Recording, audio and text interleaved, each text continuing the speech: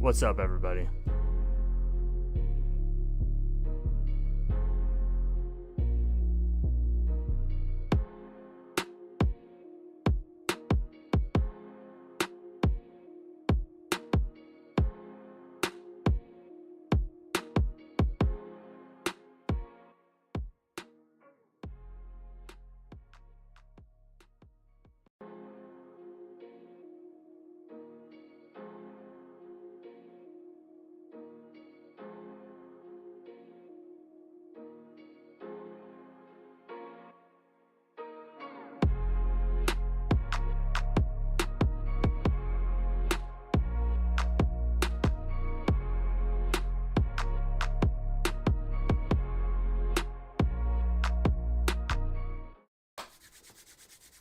Hello, everybody.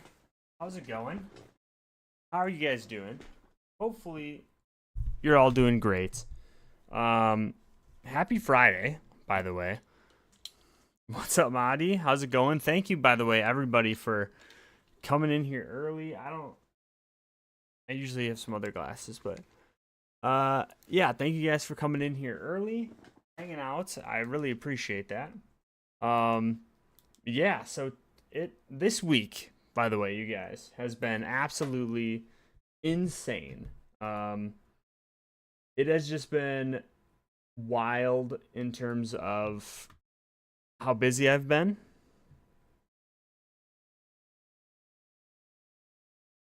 No, I didn't have to postpone the stream too late. No, so I've been all week I've been working on this big Dead Rising project, right?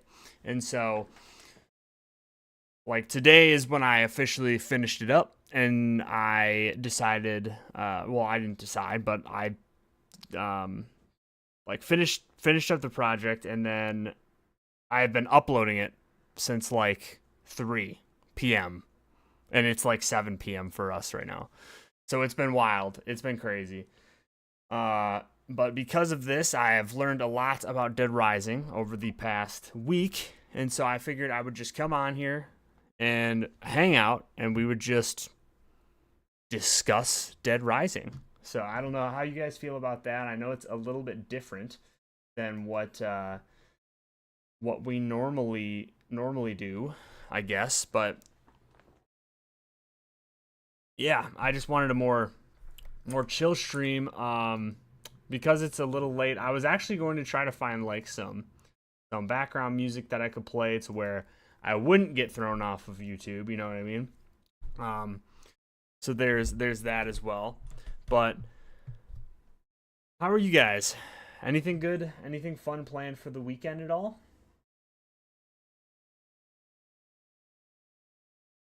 Looking here real quick.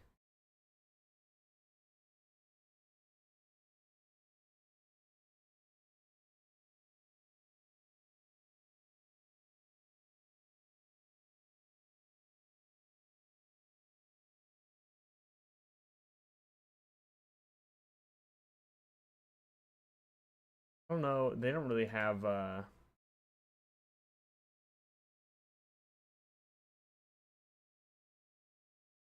this works.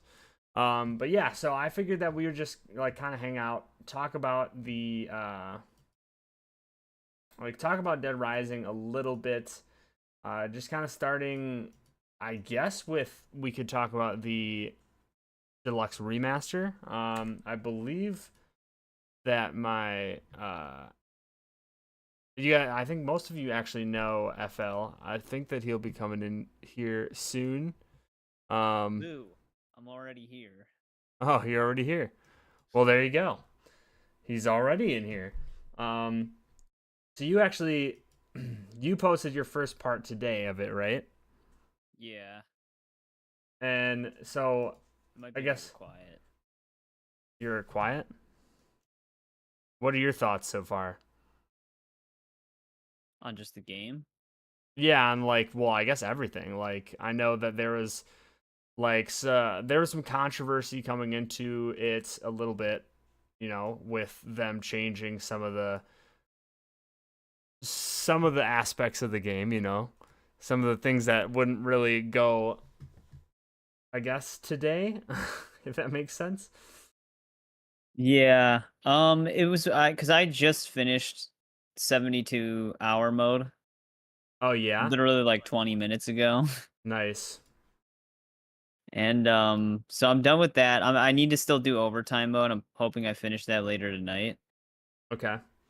because then I'll probably try to stream infinite mode. So I know the one thing that surprised me, which it's not really a spoiler because it has nothing to do with the story. Uh huh. But there's a survivor, you'll probably remember her name was Cheryl. I think so. Maybe. When you save her, she's the one that wants to do like the photo shoot. Oh yeah, yeah. Do they actually still have that? It's still in the game. Same Really? poses and everything. That's weird. That Yeah. seems like that's a hold on. I will bring up so because of what we're doing, I can actually bring up Cheryl and you guys She can she see it. does her outfit's not as revealing as it was in the past, but it's still very similar. I think I'm spelling it right. But so they It's kept that. That's surprising because Cheryl. they changed a couple of other things, you know? Yeah, well, I it's funny because I made the joke before the game came out where I was like, you can still take the pictures, you just don't get rewarded for it. Yeah, exactly. So you still technically can. They don't have erotica anymore, but you Yeah, can do the same that's things. hilarious. So what mission is that a part of again? She's a part of the whole cultist thing. Oh, really? I think that Yeah, I actually she's did that in mine. Um, did you make sure you check the closet or like the storage oh, room? oh no, I just got that girl out of the Oh, yeah, box. the cultist thing's like a two-parter. Okay, So it starts at like 1 p.m. day 2, and then you can't conclude it until 12 a.m. day 3. got you. Um, That's when you can get her. that's crazy though. Yeah, I was surprised they kept that because I even mentioned it in one of the parts that will be coming up. I was like, I'd be surprised if Cheryl's request is still in this game. What's up, And Isaac? it How's is. it going? Isaac was the first one in here like 4 hours ago. Wait, really? Yes. Oh yeah, I As wasn't soon sure as how I recent those chat messages were. But as what's up, soon Isaac? as I put it up, he was in here. So I see everyone joined, and then I think everybody left. But Madi, Eli, I don't know if you're still in here, but I welcome mean, it's still everybody. showing 7 watching right now. My Um, but yeah, that's crazy. I'm surprised that they kept that in there. You know what I mean? I'm seeing if I can pull that up right now.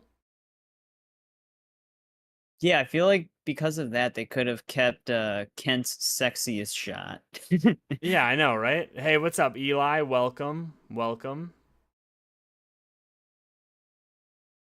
Waited all day for this. Waited So, all day for Isaac, this. I also, know, right? That's hilarious. I know I didn't catch your GTA 5 stream. I've been like recording back to back Dead Rising because I'm trying to finish the actual story content tonight Oh, so that tomorrow I can stream infinite mode because I'm kind of excited to do that. So I was kind of busy. all right. By the way, you guys, sorry. I know my face probably like just got covered here. Uh, Yep, there's Cheryl. yes, this is Cheryl. Uh, I'm trying to figure out how I should do this here. I'm Final trying to Fantasy I love 16. yeah, I know, right? I'm accidentally giving a damn ad for this thing. Let's remove this here. Oh, it's Thunder. Okay, what's up, Thunder? So Thunder actually joined from one of our TikTok streams. So I'm glad Oh, you're able to okay. make it, man. So yeah, Um it's a what the fuck moment, but there's context. yeah, so oh, what the fuck? Yeah, that's Cheryl. Okay, so if you guys haven't played Dead Rising used to be okay. So this is kind of where a lot of my research will come into play from Dead Rising over the past, Mhm. week and a half, 2 weeks. So Cheryl is like you saw Cheryl. That's like the game was originally extremely raunchy. Yeah. Like there was my chem shirt. Yes. Nice. Um, Thank you. So the game, yeah, the game was at first like very, very raunchy. Now, because of the like this was back in 2006 that the game released, so they've had to sort of change it to the times. But there's a lot of things in there that are still the same. You know what I mean? Like they kept Joe, which that Yeah. No, part, like actually, that part is like the to me probably the worst like thing that they could have kept. You know what I mean? that's probably one of the more like sexually explicit bosses in the game. I know. I had a part with Joe in the video that I created for Game Rant, by the way, um, and they asked me to take that. I had a part with Joe in it, and I was asked to take that out. Oh, really? Yeah. That's funny. It's funny because like after just finishing 72-hour mode, Uh. every psychopath from the original game, besides Larry, has the exact same design. And Cliff is the only one with dialogue changed. Yeah. Yeah. I mean, it's pretty much the same thing. The only, like, from what I've noticed, the only real major changes to the remaster are just like, oh shoot, this is gonna be really loud, isn't it? Hold up. I'm trying to add a little bit of music, but that is very loud. Maybe it's just because I'm listening through earbuds, but it's not that loud. I'm looking for like a lo-fi playlist. Anyways, sorry. But yeah, there really hasn't been like a ton changed. And people were like really freaking out about that. You know what I mean? Yeah, well, like one of the concerns before it even came out was if they changed those things, how much else did they change? And Yeah. after playing through the whole entire thing just a couple of minutes ago, Yeah. they only really changed those three things. Yeah. Yeah, I mean Everything else it's is pretty much the same. yeah, it feels, and I say this in my video, which I'll be adding a link to it at some point in our Discord for everybody if you guys want to go and check it out. But yeah, I mean just like playing it has made me feel like very nostalgic. And then having to also go through the other games, which by the way, the graphics look the same? What? Get out of here. Hold on. No, I think he's asking a question. Honestly, though, did I say that they look the same? I mean that they're vastly different in terms of like graphically. They're very very different. yeah, they're very different. Yeah. Like the new one looks really good. Hold on. I'll also again see if I can show you the differences. I will say though that the 2016 version, or I mean even the 2006 version, it still looks very good. I actually always thought the Dead Rising 1 looked a little bit better than Dead Rising 2 graphically. Dead Rising 2 had more like zombies on screen and more going on. That's why I think it did that. But Dead Rising 1 still looks really good even today. Like the original one. Yep. Yeah, I mean, yeah, the original still looks good because I just recently like I went back to go and play that so that I could get a little bit of footage for my for the video as well from the original.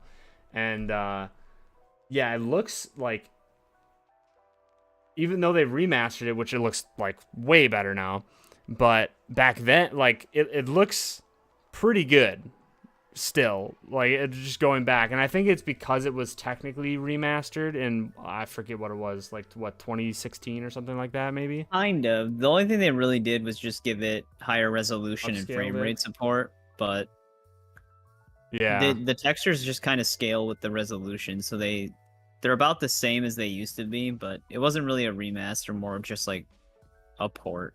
Yeah. Yeah, it was, I mean, it was it looks really nice now. It made me feel like I'm playing a new game, but also playing like the same, like nostalgia wise, like I'm still playing the same game. You know what I mean? Yeah. So The only thing that like I do kind of agree with that was changed as well. This isn't like a controversial change though that's been brought up, but like you level up so much faster in this version. oh yeah. Like even without the like prestige point magazines, the PP magazines. PP, yeah. Yeah, You get a you lot of still PP level up really fast. in this one. Like you hit like level 6 just from level 6 or 8 just from rescuing the first 2 people that you can't miss, Yeah. which is insane. Which does make the game a lot easier overall, but Okay, so this is a video from Kendo Gun Shop Survival Horror. Just to show yeah. you guys, Before. yeah, just to show you guys a little bit of like what the differences are, if you're curious. Hold on. He covers a lot of Resident Evil stuff. Oh, does he? Well, Kendo is like that's who makes the Stars pistols. I forgot the name of the pistols right now. I think it's like Samurai Edge. Oh yeah, wait, But, like, it's not showing here. Hold up. Yeah, Kendo Gun Shop.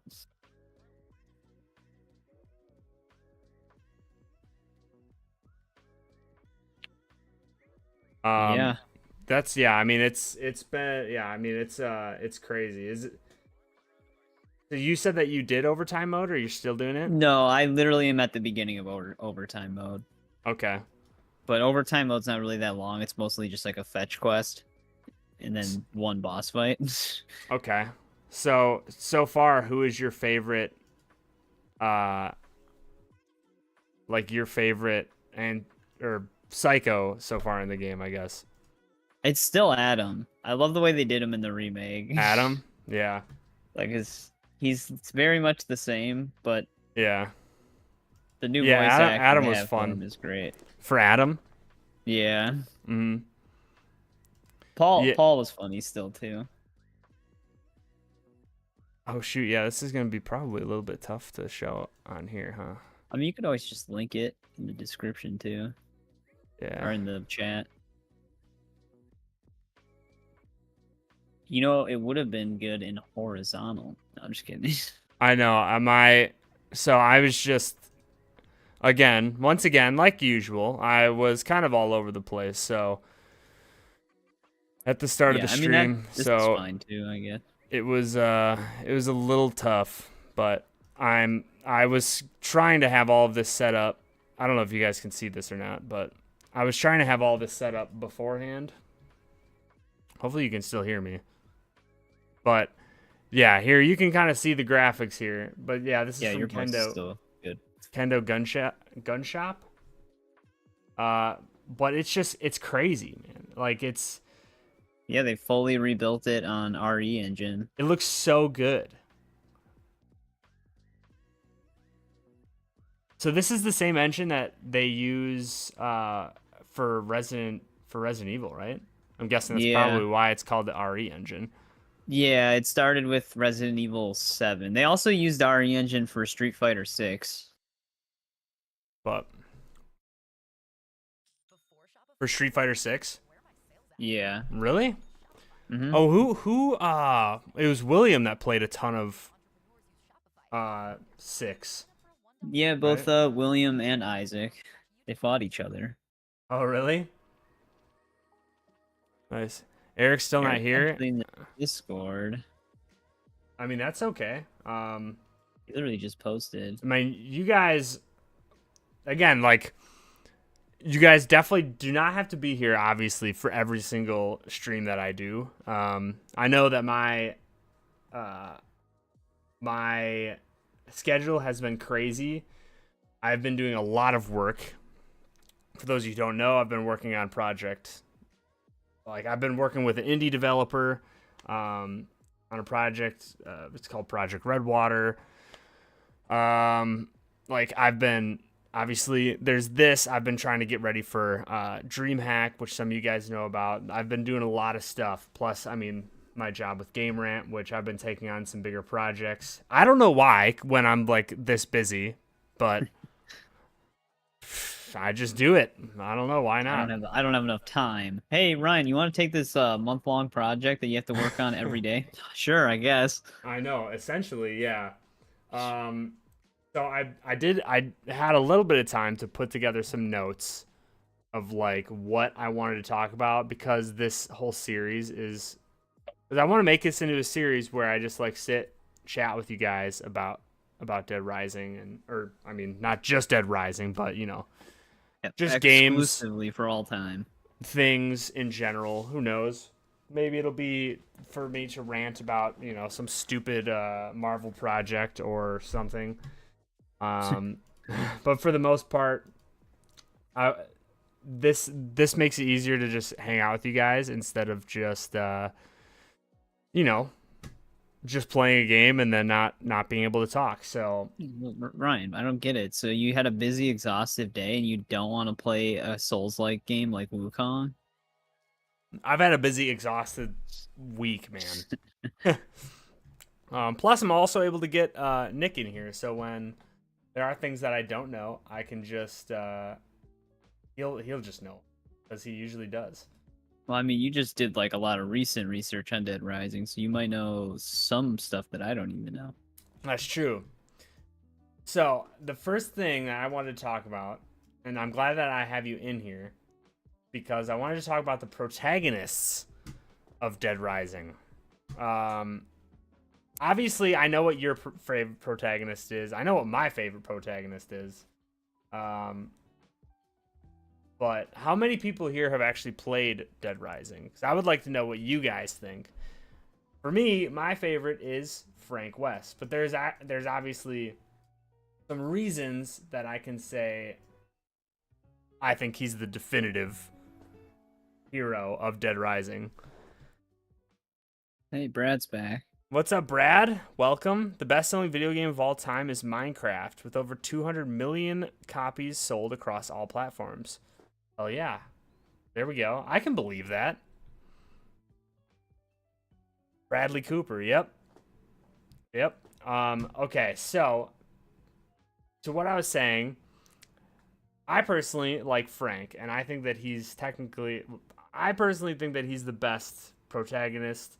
I'm sure probably a lot of people think so, because they've always tried to get Frank in somehow. Yeah. And the thing with that is that, like, Frank is just so different than the other protagonists of the series. But in general, at the time when the game was released, he was very different from like protagonists all over.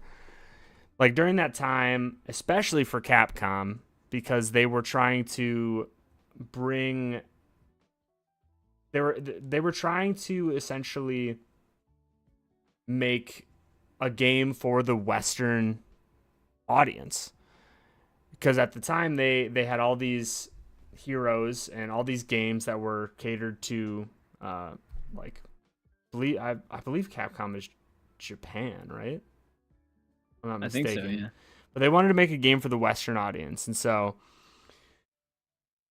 the first game that they tried to do that with was Shadow of Rome. And I don't know if you guys know know Shadow of Rome. I don't even know if I do. You'd probably know it by the cover. Oh, yeah, I just looked it up. Yeah, I remember seeing this cover. I've never actually like seen gameplay for it though. Let's see if I can switch this over here. Wait, is this the Dead Rising suplex in it?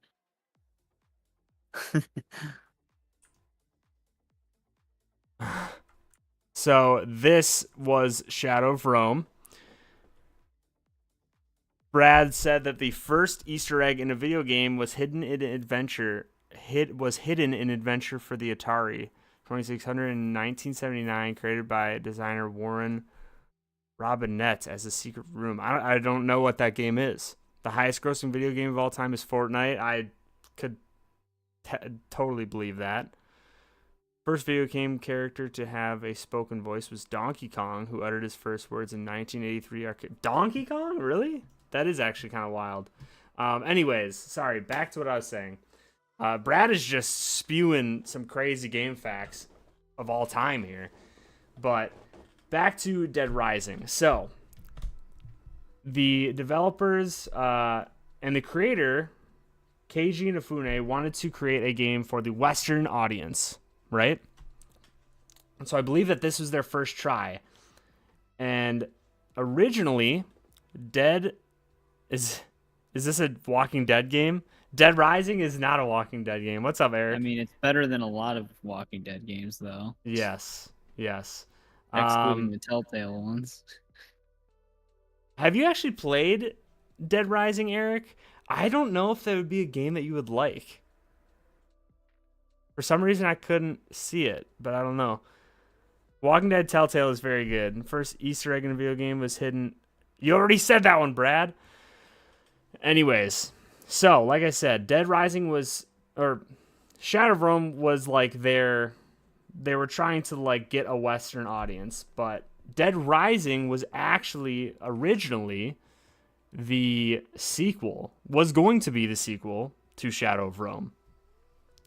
Let's come back here. How does one even become right? Like, how did it become that? Right? Yeah. I don't think that was ever really chronicled or detailed. But yeah, it ended up turning into Dead Rising somehow. And after looking at gameplay of Shadow of Rome, I was like, this became Dead Rising, but it did. And so what they did is they adjusted the time period, they adjusted obviously everything about the game, right? Brad is just here just like laying down every video game fact ever. Yeah, world record for the longest gaming session is over 138 hours. So they changed everything about the sequel to Shadow of Rome, right?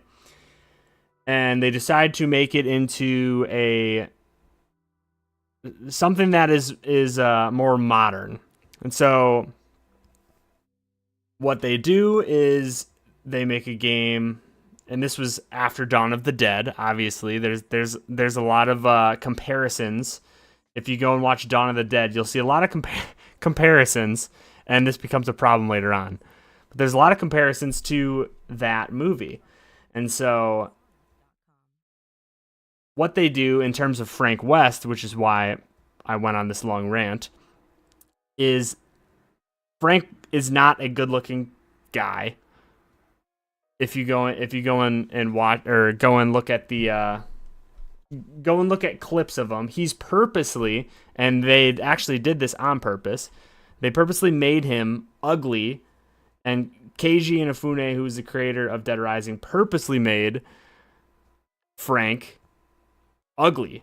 He gave the people the directions to make him ugly and fat, specifically.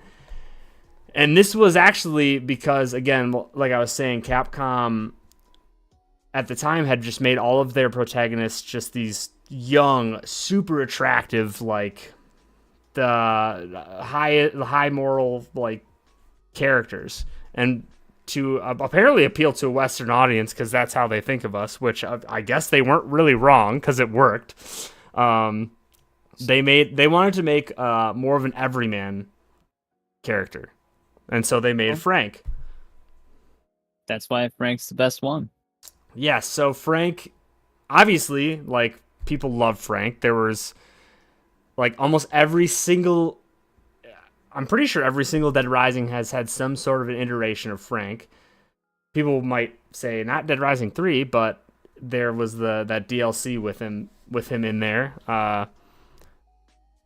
But yeah, so that's kind of the history and like concept of Frank. The thing was though, is originally they made him too ugly.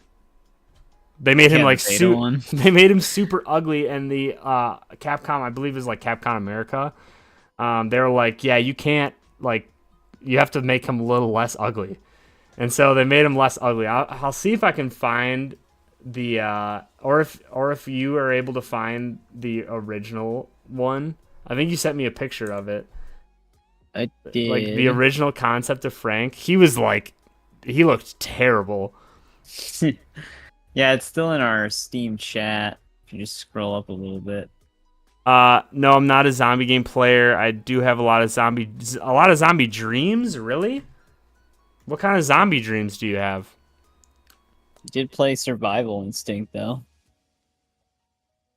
I played that game too. I actually have it on Steam before they delisted it. Well, I actually got it after they delisted it. But because Amazon still had keys.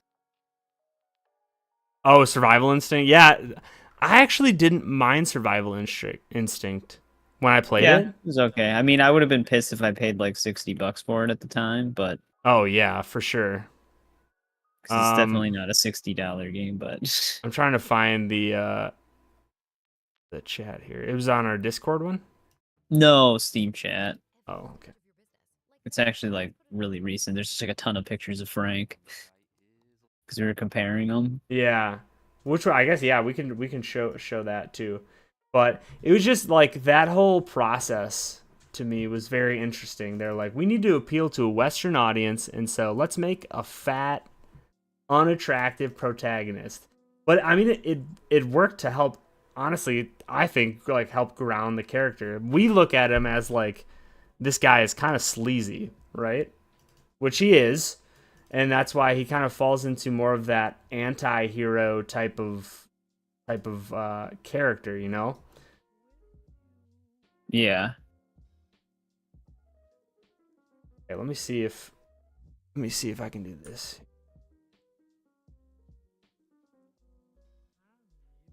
Is Brad just gonna flood the chat? I don't know. Probably, yes. I think this is the first time.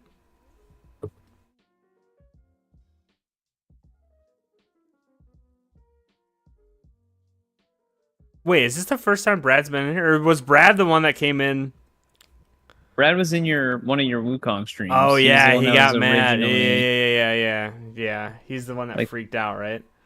like before he started posting game facts, he just kept like he'd just be negative about anything. That's true. Yeah. I do remember that. Yeah, there's Beta Frank. This was the original concept of Frank. He was extremely ugly. He was the one talking smack. Yeah. I do remember Brad now. Give him a Mario Plumber hat. He'd almost look like a realistic version of Mario. Oh my god, and a mustache. Yeah. Dude, could you imagine what a realistic version of Mario would be? That'd be crazy. It'd probably be similar to like the realistic version of like The Simpsons. Brad, have you ever played Dead Rising? But probably just tell us about Pac-Man. Right? Like, to me that's kind of interesting. The fact that he was made specifically and like it was a huge success. And obviously they can't replicate that with the second one. Right? Actually, I think the second one was more successful than the first one, wasn't it? Yeah, okay. So the second one, there's reasons for that though. And you could say that it is more successful, but in terms of okay, number one, they had for the second one tons of more marketing. It's coming off of the huge success of the first Dead Rising. They have co-op, so people are gonna get it, and then they're gonna like friends are gonna get it. You know what I mean? Yeah. Also multiplayer. Yep. Terrorist reality. Yep. Which I feel like we should play that at some point, right? I mean, the PC version, it counts your wins, but once you get to the end leaderboard, it crashes. Oh, that's super fun. Yeah, so every time you finish a multiplayer match, you have to restart the game. But the biggest one for me is the fact that Dead Rising 2 was released on PlayStation and Xbox. to Yeah, that's where another thing. Yeah. Dead Rising was an Xbox exclusive. Trent, your hat's gonna be coming in tomorrow. That's awesome, man. You got to put up a pic in the Discord, dude. Isaac, you said you're gonna get a hat and then you retracted it. How dare you? It's like, oh shit, I don't want to commit to that. I totally saw that. You got the logo hat. My stuff is supposed to be coming in here pretty soon too. But as of okay, so I'm looking at the numbers here for Dead Rising 2 sales. So as of March 31st, 2024, the game, that doesn't sound right. The game had sold 3.2 million copies. That doesn't sound. I don't know the numbers. I just know that, yeah, I mean, if you take into account, like, the fact that 2 doesn't have console exclusivity anymore, it'll obviously sell very well compared to a console exclusive game. More companies are starting to realize that. Same with, like, Square Enix with Final Fantasy, because they keep complaining about their sales numbers. I don't think anybody actually knows. This one says 3.2 million.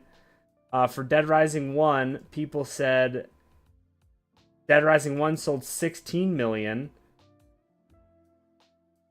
But then someone says that the series as a whole has sold 12 million. Which all those numbers add up. You just have to subtract some of the sales. But to me, the reason that Dead Rising 1 was more successful is because of the fact that it sold so well and it was only on Xbox. Yeah. The game itself too, I still think that Dead Rising at the time it came out was ahead of its time. Oh, yes, for sure. I mean, the whole sandbox mode, one of the things that I think was underrated until they took it out of Dead Rising was the timer. Like, the timer added so much. Like, it added like a tension to the game, and it also made it to where it was easily replayable because, you know, you're only playing the game for what, like, at max one playthrough, like 12 hours. And so then you can go back, you can try to get all the survivors that were killed, or, you know, stuff like that. Yeah, I forgot the time scales, but if 7 days is 14 real hours. Yeah, maybe less than 12 hours. Yeah, less than 12 hours then. What's up, Sweet? Welcome. How are you doing? But yeah, no, I like the timer as well. That's why I like 1 and 2 the most. It's like it just feels like it feels well paced that way because things have to happen in a certain way. So, Sweet, I wanted to start so it's been a very very, very busy week for me, and through my job, I've learned a ton about Dead Rising, right? So I was like, you know what? Maybe I'll just hang out with you guys.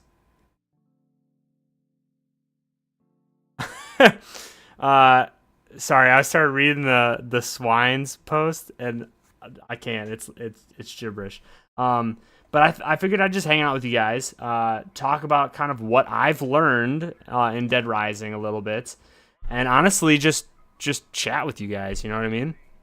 I feel like I don't really get to do that when I'm playing games, especially when I'm playing like ridiculous games.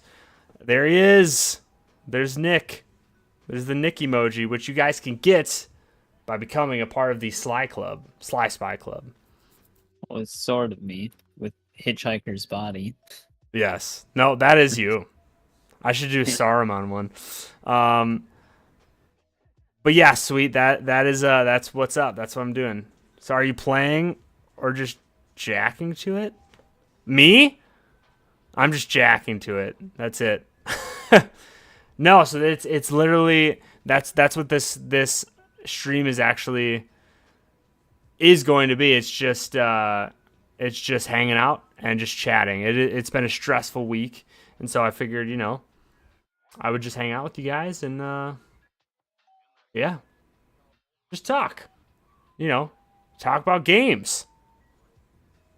The Sly Spy Club offers cocaine and hookers. It does. That is one of the new perks I just added, actually. So CLVR Swine says, let's talk about. Oh, let us, not let's talk about. I see what you're saying. How do you not know this? Let us seems kind of dumb that you know this. I see. He was giving me a hard time. It wasn't gibberish. It was actually some there you go. I changed it for you. I hope that makes you feel better about yourself, Swine. Thank you for letting me know. You're good with this too? Yeah, I have been. It's been very busy for me, and I feel like I don't really get a lot of chance to talk with you guys. So yeah, Eric, you can't say that to Sweet. By the way, Sweet is a minor. How do you get that Nick emoji? You have to become a part of the Sly Spy Club. I don't know if I actually have a. You have to become a member of the channel. You could also. There's a couple of other emojis that you could also get, which is this one, which is Angry Sly. This one, which is Confused Sly. You can get the bestest of dogs, the goodest of boys. No, there wasn't an age. I don't actually think there was an age restriction notice. I don't think I've ever done an age restriction. Do you do age restrictions on your stream?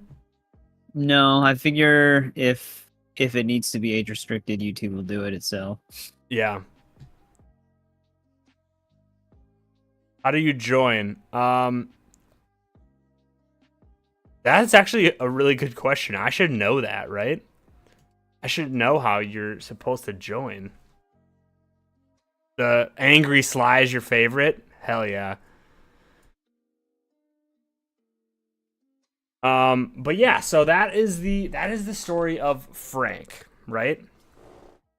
So going into Dead Rising 2, we get a new protagonist who is Chuck Green, right? And at the time, like, Chuck seems, you think of it as Rage, Ryan? Actually, yeah, that's probably a better one. But at the time, Chuck Green was he's like very quiet. Sorry, I need to change whatever the hell this music.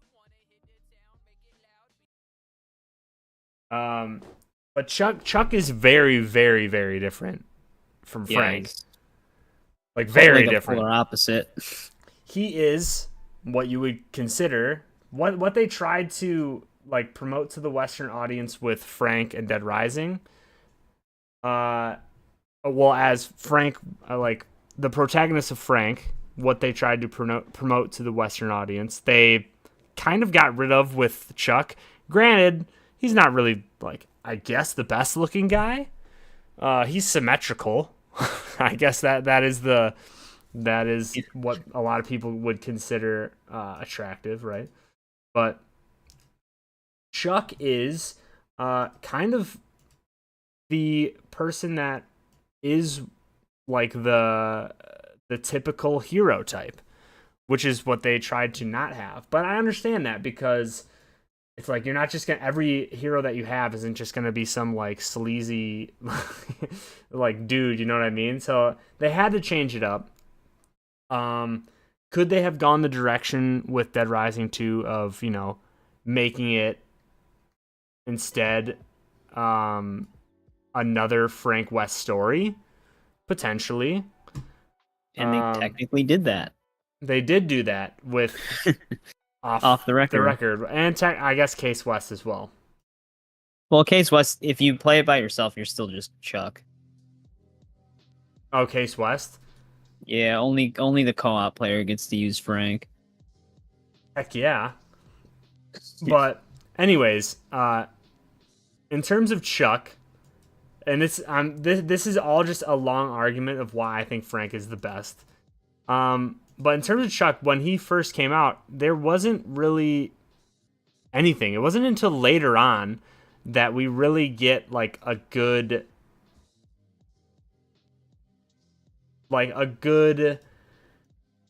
backstory and like understanding of Chuck in a deeper way, I guess. You know what I mean? Like, Yeah. Because throughout most of Dead Rising 2, he's not very like he doesn't really have many dialogue. He doesn't have much dialogue, I should say. There he is. There's our buddy Chuck Green right there. But yes, so what we find out in the beginning of Dead Rising 2, I don't see the vertical stream. Nick Smells, Isaac. Thanks, Thank Isaac. you, dude. Thank you. $2. I love that. Nick Tiger's smells. not here, so I'm the one that has to smell. Yes. Yes. I'm actually talking to Tiger right now on Steam, and Are you? he's playing Dead Rising right now. And so you know how in the beginning you have to go through the food court, and then to fight Carlito, and then go to Entrance Plaza with Brad. Mm-hmm. He doesn't know how to get back to Paradise. Oh, you have to go through Leisure Park.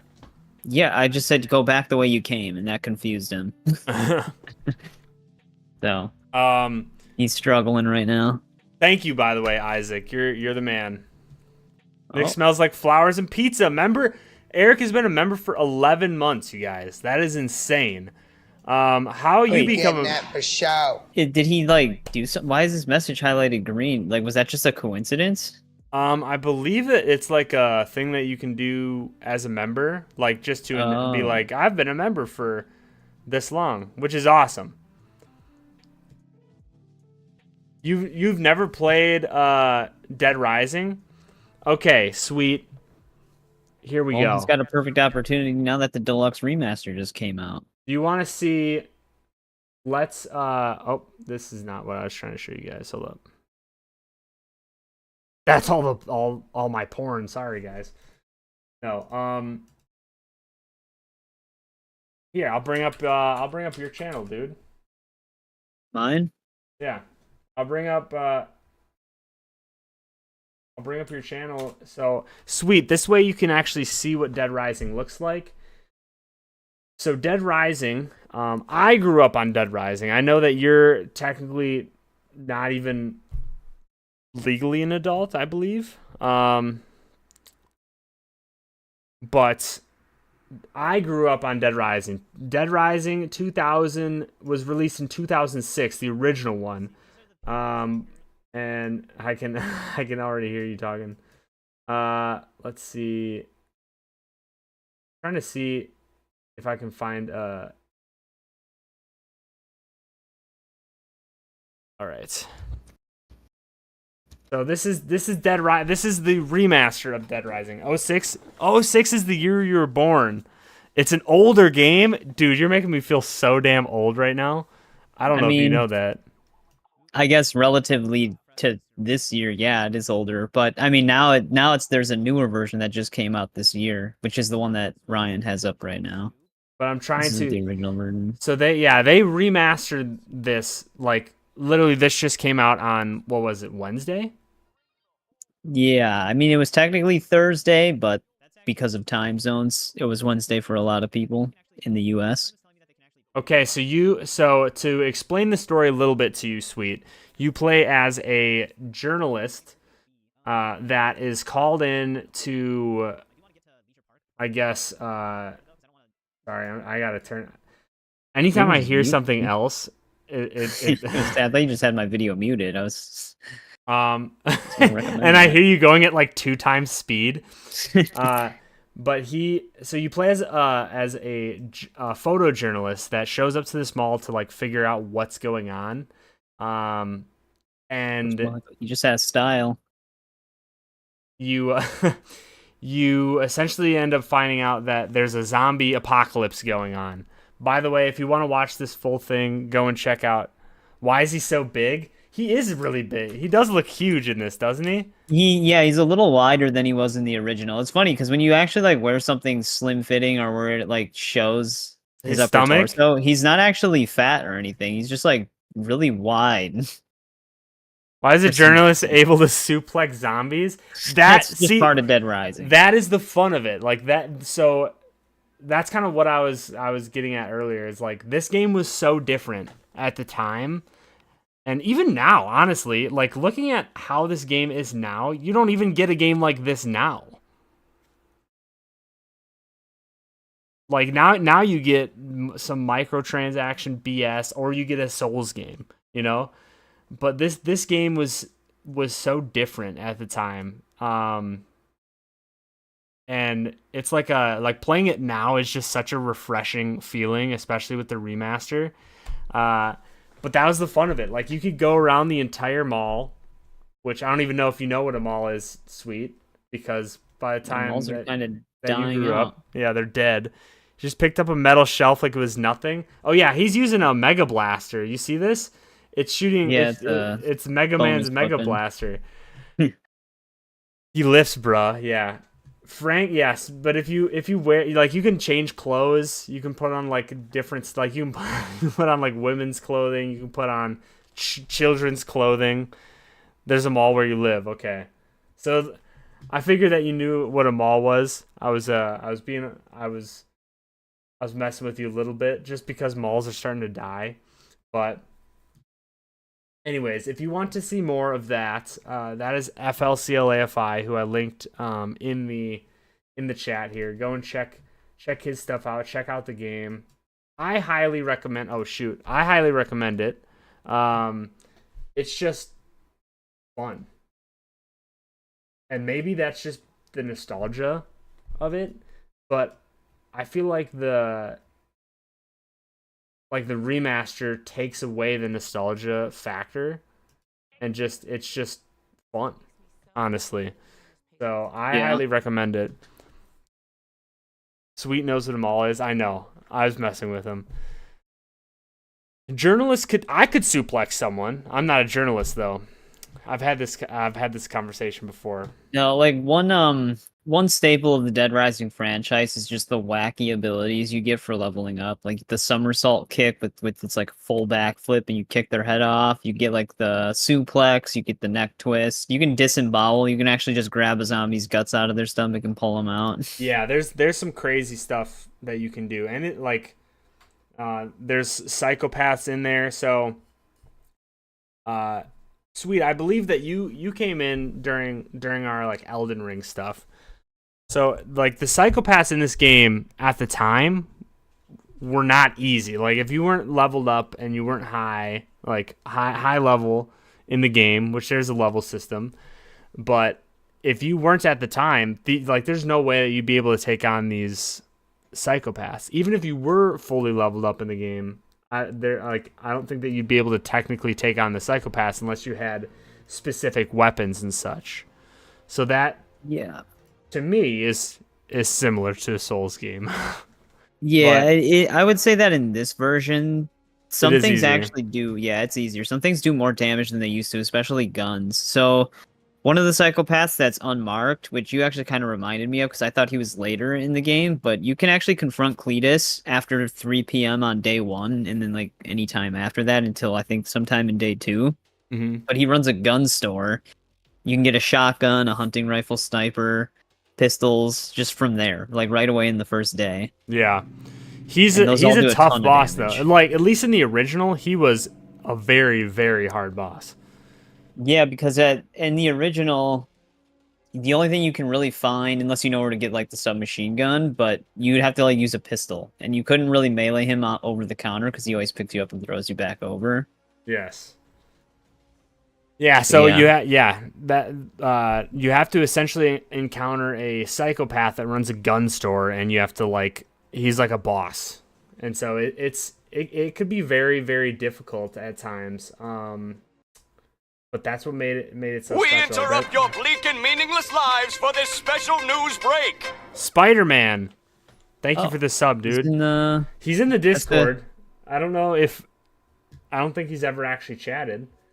He hasn't. Well, he posted that like one Oh, did Spider-Man post in the clip. Discord? What's up, Spider-Man? Yeah, he Thank posted you. that one clip of just the person dancing in what looks like a mall. So asked, "Is this the game where you jump onto a zombie's shoulders and snap their neck with your thighs?" I don't think Well, so. that might be Resident Evil. Oh yeah. One of Jill's melee moves in Resident Evil 5 was if you played her in Mercenaries. I think other characters might have that too, but she jumps on their shoulders and then snaps their neck. It's still Capcom though. Same Yeah. company. So that is one thing. As I was going through it, I'm like, I feel like most of the time when people do zombies, they do the zombie apocalypse. Like it's the end of the world and there's like nothing but zombies left. But like I feel like Capcom is the one that usually does zombie outbreaks that are just contained within certain areas. Yeah, well, I mean, Dead Rising is technically like that. Yeah, that's what I'm It's saying. just Like contained. Oh, yeah. Capcom. Yeah, But every time it's not like a global thing. yeah, I vividly remember a game where that happened. Yeah, that's probably Resident Evil that you're thinking of, which is made by the same company. Yeah, and Resident Evil 5 was like a pretty popular game in terms of like media. A lot of people covered it when that game was new, especially for its mercenaries mode. But for Eric, seeing a lot of people play the game, it's really entertaining, but is it really that good? I guess that just depends on the person. Some people might hate it. I get the sense that Tiger's not liking it a lot right now just from his Steam messages, but for me, at the time it came out and it still holds up well today, I consider it like a really good game because of that, because it never gets old and it has really good gameplay and really good story pacing. The story itself is actually really good. I would say that the story probably degrades throughout the series, but 1 and 2 do a Yeah, the good job story is maintaining great. momentum. The story is great. And like, so the only reason that I ever got the game is actually because of Nick, who's FLCLAFI. He told me about this game. He's like, there's gonna be the zombie game. Like, this is when we were obviously like, I think in what, like middle school or whatever. There's a zombie game that's coming out. You like in a mall. He told me all about it, and I was like, it sounds awesome. So when it came out, I had to do like a bunch of chores to get this game, and it was like my game. So nowadays, I forget when I was talking to you about this. I was like, nowadays, if I like, if it was the same where I'm a kid, I do a bunch of chores for my parents to like buy me this game, and it's like Star Wars Outlaws, and it just sucks ass. I'm just like, oh, dude, like that would suck so much. Also, back up to the top. Trent asked earlier. He said, well, he mentioned that his hat. It's the logo, not the Sly Spy dynamic font. Though I want to pick up the hoodie with the Sly Spy font logo. Hell yes. Also, Brad ended up saying, I have more money than Isaac, and then Isaac said, in your dreams, which I missed all of that because I think I was going on a rant about Chuck. But yes, it is a great game. Sweet said that you never got an allowance, even if you did chores. I never actually got an allowance either. Like, it was never like I get an allowance. It's like if I wanted something big, which at the time when I was growing up, like a $60 game or whatever was pretty big. I'd have to spend, 2 weeks of like painting an entire deck, which now that I'm looking at it, I'm pretty sure is just slave labor or child labor because that is like, I'm getting like $1 an hour, but it's like, I'll do it at that time. Yeah, I didn't really have an allowance either. Most of the time when I would get games, it'd be like for a birthday or Christmas or something. Yeah. But yeah, I highly recommend it. It is a great game, even like still, because really they don't change too much from like with the remaster. They don't really change a ton from the remaster, like Dead Rising 1 to the remaster. Yeah, I mean, gameplay wise, it's pretty much exactly the same, just with like a ton of quality of life stuff. The only thing that I noticed they did kind of change, where I don't know if you remember in the 2016 one, you know how like if you would run into a zombie, you'd kind of nudge them, and it would kind of stagger them for like a split second. Like if you'd In actually just run 2016? directly into them. Well, in the 2006 one, Oh, the original version of one. I don't remember actually. I I mean, don't they have the remember that. same.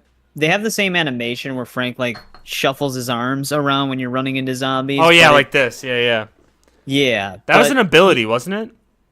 I don't. It might be, but in the original game, the zombies would kind of like stagger for a little bit. They don't seem to do that in this one anymore. But you could actually use that to your advantage in the old one to set up like other melee moves from like their side or their back, or just to climb up on them. Mm-hmm. That's why we talked about this before off stream, but you know how it seems like they grab you a lot more now? Yeah.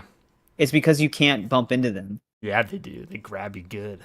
You kind of just like clip into them and you don't bump into them, so they just get an easy grab off of you. So that's like one thing that they did change from the original's gameplay, Yeah. which actually kind of makes it harder to get through crowds of zombies without getting grabbed. Yeah, North Plaza is insane.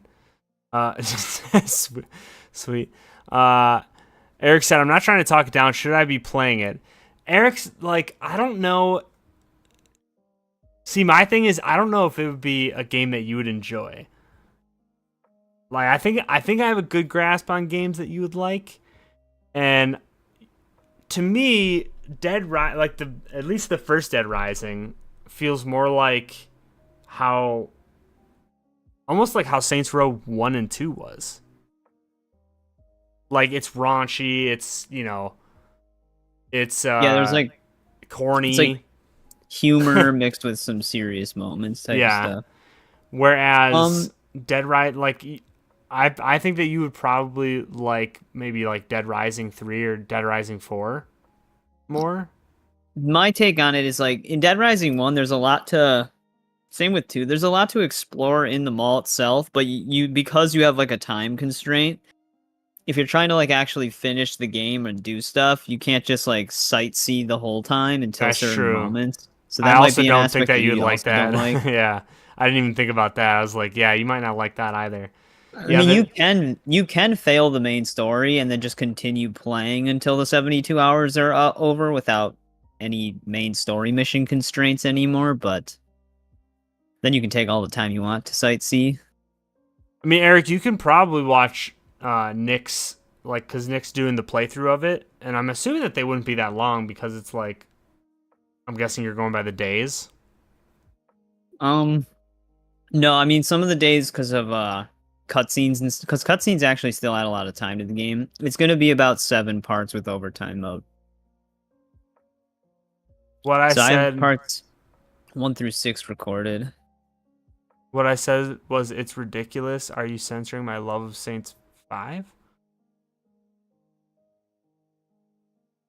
No. No, I'm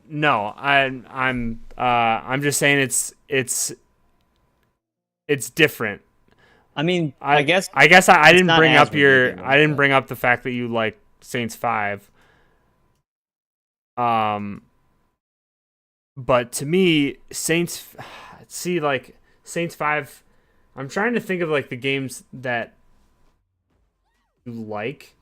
And to me, like, and I know that you said that you didn't really enjoy. Nick, it's time for a shower soap. Nick, it's time for a shower soap. Dude, Ryan can take the $4 to get me some Yeah, I'm gonna get you some hygiene shower soap. equipment. Thank you, Mhm. Isaac. Thank you. But back to what I was saying, Eric. I mean, is- you might like Dead Rising. I just know that you also tend to like games where you can kind of take your time to explore that have like decent sized worlds and stuff like that. Dead Rising's not really one of those games, but there is. I feel like it's a decent enough size and decent enough length to where you might enjoy it still. because it does have a ton of replay value, but it's one of those things where you would have to just give it a try and see if you're into it. If you've never really played any of the Dead Rising, it's really hard to recommend it because Dead Rising is very different from a lot of games, even other zombie games. It is very, very different. Yeah, I mean, I can't really say if I recommend it to you or not, Eric, because I, number one, don't really know if you like horror games. But then again, I don't know if I'd put Dead Rising into a horror game. The closest thing that I can really compare it to is, like I was saying, from what I know of what you like to game, is like Saints Row 1 and Saints Row 2. And when we did play that, you had said I believe that you said that you didn't really like that. But so I will say that the hard series gets for me. even goofier as it goes on. I would say one's probably the most serious one. The goofy aspects just kind of come into like some of the weapons you can find, and then like the skills. But story wise, it is mostly serious. The only other goofy part of it is the psychopaths, obviously. Mm-hmm. But even they get goofier in a more humorous way in later entries of the series. Like the psychopaths are almost kind of tragic in Dead Rising 1. Yeah. Whereas in Dead Rising 2 and 3 and even 4, they're kind of just like very comedically over the top. I mean, some of them are personally comedically over the top in 1, but a lot of them actually are pretty tragic. I personally won't say don't try 1. It's just like if you want to have the full story, definitely play 1. If you're just looking to like try it out, I would say first off, you can probably get like 3 or 4 cheaper, and then you can see if you like that style. However, 1 and 2 are kind of different styles from 3 and 4. 3 and 4, yeah. Like 3 and 4 are very similar, and 1 and 2 are very similar. And 3 only has like hints of 1 and 2 in certain things, but then 4 is like just kind of goes in on 3's new mechanics to the fullest. Kind of gets rid of the old stuff. If you really, really want to get a good sense of Dead Rising, then what you should do is go on YouTube, go like you're on right now, go over and search Zombrex Dead Rising Sun. That way you'll get everything that you need to know about Dead Rising. I'm just kidding, by the way. But if you do go and search that, what you'll find is something that I'm pretty sure has been like lost to history. And it is it's a Dead Rising movie, apparently, that's non-canon, that was made by Keiji Inafune, directed and written, I believe, by the creator of Dead Rising, and it was included in the Zombrex edition of Dead Rising 2, and it is like, so it's dubbed in English, it was made in Japan using Japanese actors. It looks like I don't even know, like a really, really shitty B movie, but I'm not gonna lie, I really want to watch it now. I want to watch it like very, very badly. But yeah, so you can go check that out. But they also did make 2 actually like what looks to be funded movies, which is Dead Rising Watchtower and Dead Rising Endgame. And those actually fall into the universe of Dead Rising. You also get Frank West and you get Chuck Green in those. Yeah, which Frank West, like what's his name? Rob Riggle. He's actually not a bad choice for like Dead Rising 2 era Frank. Yeah. But the guy who they got for Chuck doesn't even look like Chuck. Yeah, I didn't even realize that was Chuck until the end of the movie. Yeah, like you wouldn't even be able to tell. Because I don't even think he was blonde. No, he wasn't. He had brown hair. Brown hair, yeah. What I'll do is wait for you or Nick to play it, then decide. So I believe Nick actually just put up his Yeah, part one's available today. Also, Yeah. I mean, I'll be streaming Infinite Mode tomorrow, which that has no story or anything. It's just specifically the gameplay. Yep. And it's kind of like a survival mode that you unlock for beating the game. So you can also just see the gameplay aspect and just exploring the mall when I stream it tomorrow as well. All I'll say is I would recommend the game, but I do have like a soft spot for the game because it's a huge part of my childhood, and I just played every Dead Rising ever since they came out. But I would hope you would like it. Yeah. Yeah. Yeah, because I was gonna That's kind maybe of what I was replace saying. It's Simulator like, Saturday this weekend with it. Technically, I guess it's a survival simulator in a zombie apocalypse with infinite mode, but I feel like it'd just be convenient on the weekend. Sorry if I keep interrupting you. No, it's okay. I feel like I've the reason that I'm not so sure to like recommend it to you, Eric, is just because I feel like obviously you've been a member for 11 months on my channel, but you've also just been a member of the community for longer than that. So I feel like I've gotten to know you and like what you like to play and everything. And I honestly, I don't know. While it is ridiculous, like it is, there are certain aspects that I don't know if you would like. But to me, it's a good story. If you like zombies, if you like funny takes on American consumerism, it is That's actually a big part of it. It's fun. It's fun. The story overall is very interesting too if you follow it all the way through. And I know I don't think I was able to really finish up what I was saying about Chuck earlier, like a while back. I don't know this stream. What aspects?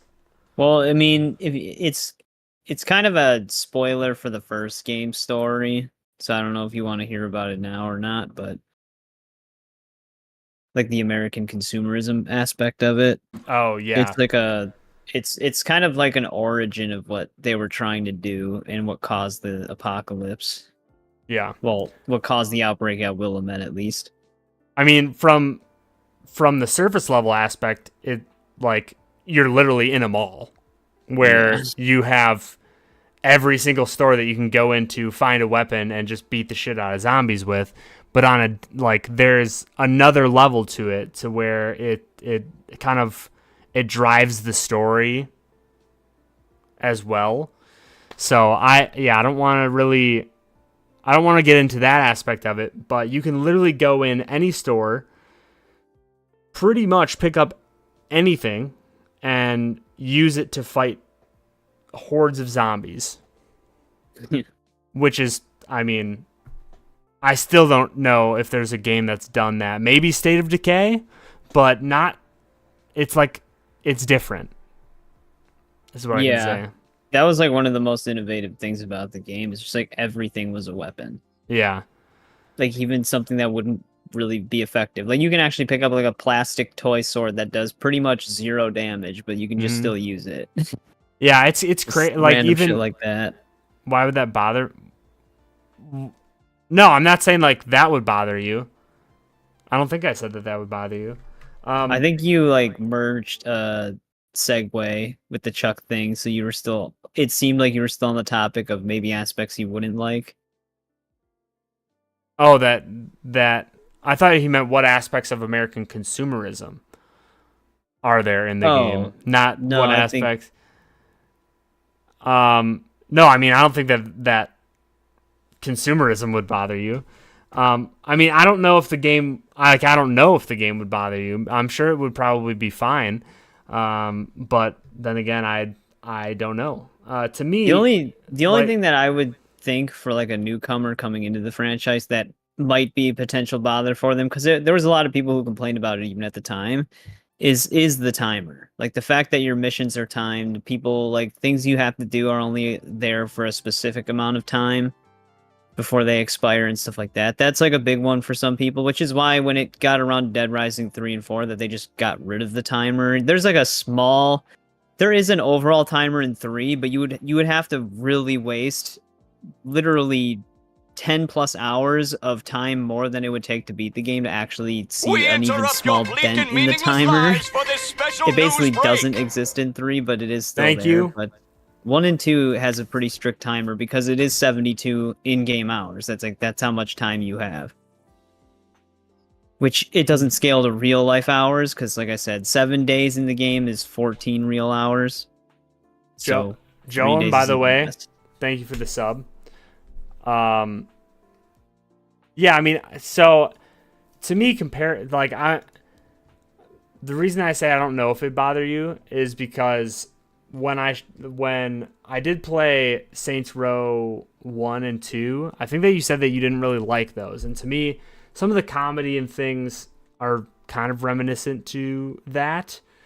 Like, I feel like it's in the same lane as that. So I don't think that, at least the original, but the deluxe remaster is pretty much the same as the.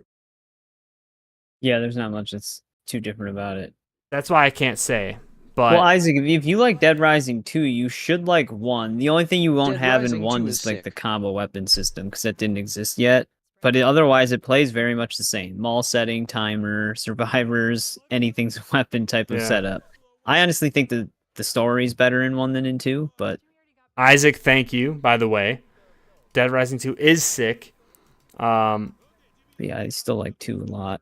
But I also don't know if you'd like it. Like Nick was saying, it's hard to like recommend the game because it's so it is such a different game compared to many other games. You know what I mean? Yeah, I mean for Isaac, I'd say if he liked 2, he should like 1. Yeah, I mean if you played was the only reason why he liked 2. If that was the only reason why you liked 2, then you probably won't like 1 because that doesn't exist. Actually, I personally, enough, this might be a hot take. I personally don't like the combo weapons. I do and don't at the same time. There's reasons why I like it, obviously, because it's like you can just pick up random stuff and make a weapon out of it. But there was just there was like 50 combo weapons and maybe 13 or 14 of them were useful. Yeah. There was like so many that did nothing, and you were better off just using one of the components instead of making it into something. But there's one thing that you do get after you don't even have to beat the game story. If you just finish a 72-hour mode, you do get a magazine where you can mix items to create other items in blenders. So you don't have to mix like foods. You can mix like something to create a weapon. Wait. That's in remaster? That's in the deluxe remaster. So there is kind of a combo weapon system that they did add, but it's got like specific recipes. So That's you can insane. actually like you know how there's like the unique boss weapons that you can't get unless you beat the boss? Yeah. There's actually like hidden recipes where if you're holding that magazine and you combine 2 of the weapons around the mall, you'll make the boss weapon. Really? Yeah, I actually like just found out about it because I unlocked the magazine and I didn't really know what it did. Because you don't, like I said, you don't even have to finish the story. You just have to finish a 72-hour run, even no matter what ending. Because I unlocked it after I did the 53,000 zombie. That's stream. nuts. That's definitely new. That was not a thing in the original. No, so it does actually have a very bare bones combo weapon system. Your Saints were the ones that seemed wrong to me. Yeah, exactly. So that's why I'm not. I mean, you could. All I would say, Eric, is maybe just watch Nick's, because I'm not. Like, I shouldn't be like, get the game, and then you don't like it. You know what I mean? But based off of what I know that you have liked and that you haven't liked in the past, that is where I'm using somewhat of what I know to be like, maybe you won't like it. There's a possibility that you won't like it. People sometimes don't like things that other people like in the world. Actually, it's not even sometimes. It's a lot of times. There's a lot of times where people won't like the same things that you like. So, it is possible that you won't like it. I like it. But again, I mean, I it kind could of be a see like nostalgia. with the Saints Row thing, it's like that's because the Saints Row reboot is technically its own thing. So if that's like your introduction to Saints Row, and then you actually do find it like you do find it fun and you like that game, playing the other ones, it is a completely different vibe. So I Oh mean, yeah. since he has no like pre-existing feeling towards Dead Rising, it's just something you would have to basically pick up and try yourself, or yeah, or just you don't even have to watch my playthrough. You could just go on the go online and watch other people's playthroughs. I mean, you said you've seen it before, so if you haven't felt interested in buying it after what you've seen already, it might not be a game for you. I don't know, but I mean, like I said, all I can do is say I would recommend it simply because I like it. But Yeah. Well, we grew up on it too, so that's another thing. yeah, But yeah, I guess we've kind of gotten a little bit away from what we were talking about, but so I was talking about Chuck and his story arc, and I had a whole list of things that I was like, we could talk about these, but I honestly I would rather just like interact with everybody. You know what I mean? Um, yeah, but coming back to this, Chuck Green, who is the protagonist of Dead Rising 2, and why I think Frank is the ultimate protagonist in Dead Rising. Oh, the character. um, so yes, Chuck Green, like throughout Dead Rising 2, Chuck Green is essentially like he's the protagonist, but it just feels like he doesn't really talk a lot. There's not a lot that you really get from him. He's just there, yeah. right? He's like the very stoic type of character. Yeah, he's just around. One thing that you know, and one thing that you do have to do, which I personally, this might be why I'm still a bigger fan of Dead Rising 1 than 2, is you had to go and obtain what's called Zombrex for your daughter Katie. And while I'm not like I don't have a problem with, taking care of your daughter, but Zombrex is what keeps people who have been infected and bitten by zombies from turning into zombies. But in terms of just Chuck in general, because you don't spend a lot of time with Katie, except for just going to get her Zombrex, most of the time is going around just like you were doing in Dead Rising 1, taking on psychos, picking up weapons, the new combo weapon system. But really, you don't get a ton from Chuck. But that is until all of the other things that come out. You get 2 DLCs, Case Zero and Case West, which expand on Chuck, and also Case West brings in Frank, which fans were happy with because it's Frank West. But also they released a comic series called Road to Fortune. Do you remember that? Yeah, I actually own it digitally. Yeah. So Road to Fortune is like the biggest amount of information that you get about Chuck, and like explains so many different things that's like, oh, okay. Like it expands the narrative around his character so much. And so what happens is that you find out that he during Road to Fortune, you end up finding out that there have been multiple outbreaks between the events of Dead Rising 1 and Dead Rising 2. And I'm seeing if I can just pull it up really quick. And during these outbreaks, or at least there's 2 that have been like that are public information. One of them being the Las Vegas outbreak. So Las Vegas like is pretty big. So the one that happens in Dead Rising 2 is actually it's called the Fortune City outbreak, which is it's not a real place. I can open up the image here. Isn't this joystick jabber? Essentially it is, yeah. So here's the cover. I don't know which one this is, but this is like it goes into detail so much more of the events that happened between Dead Rising 1 and Dead Rising 2. And you find out that Chuck had a wife. You find out more about Frank during the between those events. Like he was a celebrity, and then everything kind of goes to shit for him, and it leads like into Case West, which is the DLC for Dead Rising 2. Well, Case 0. For Frank, I'm saying.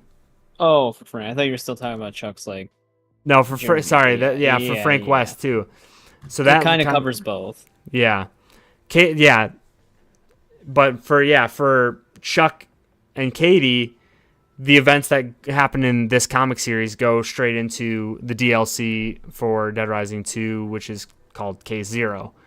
But during this, you actually find out that Chuck's wife got infected during the Las Vegas outbreak and infects his daughter, which is like huge.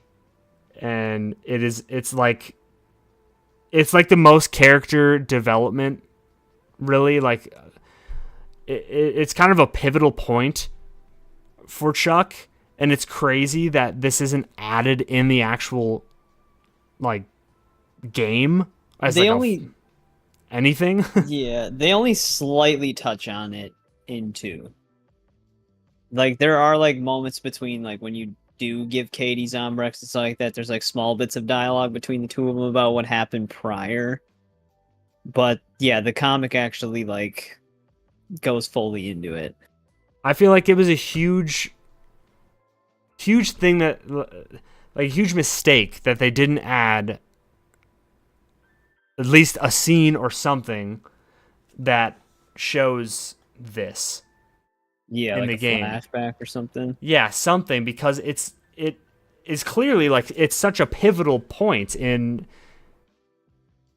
who he is as a character. It's Chuck's whole motivation. Yeah, it's like Dead Rising 2 is supposed to serve as Chuck's story. Why don't they add that? I don't understand, but it is added in the comic series. So if for those of you who are wanting to learn more about Chuck, Isaac, for instance, you said that you loved Dead Rising 2. Highly recommend go and check out Road to Fortune. It just gives a lot of backstory, like more backstory than I think should even just only be included in a comic. You know what I mean? I mean, it also bridges. It does technically bridge a lot of the gap of Dead Rising 1 to 2 as well. Yeah, because of Frank. Yep. But I'll be right back really quick. Yeah, no worries. So, yeah, highly recommend that. But so that's the main. If we're going off of like the entire character arc,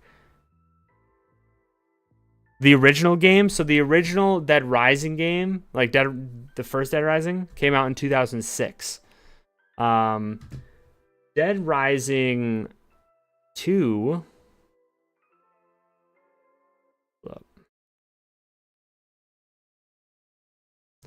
So Dead Rising 2 came out.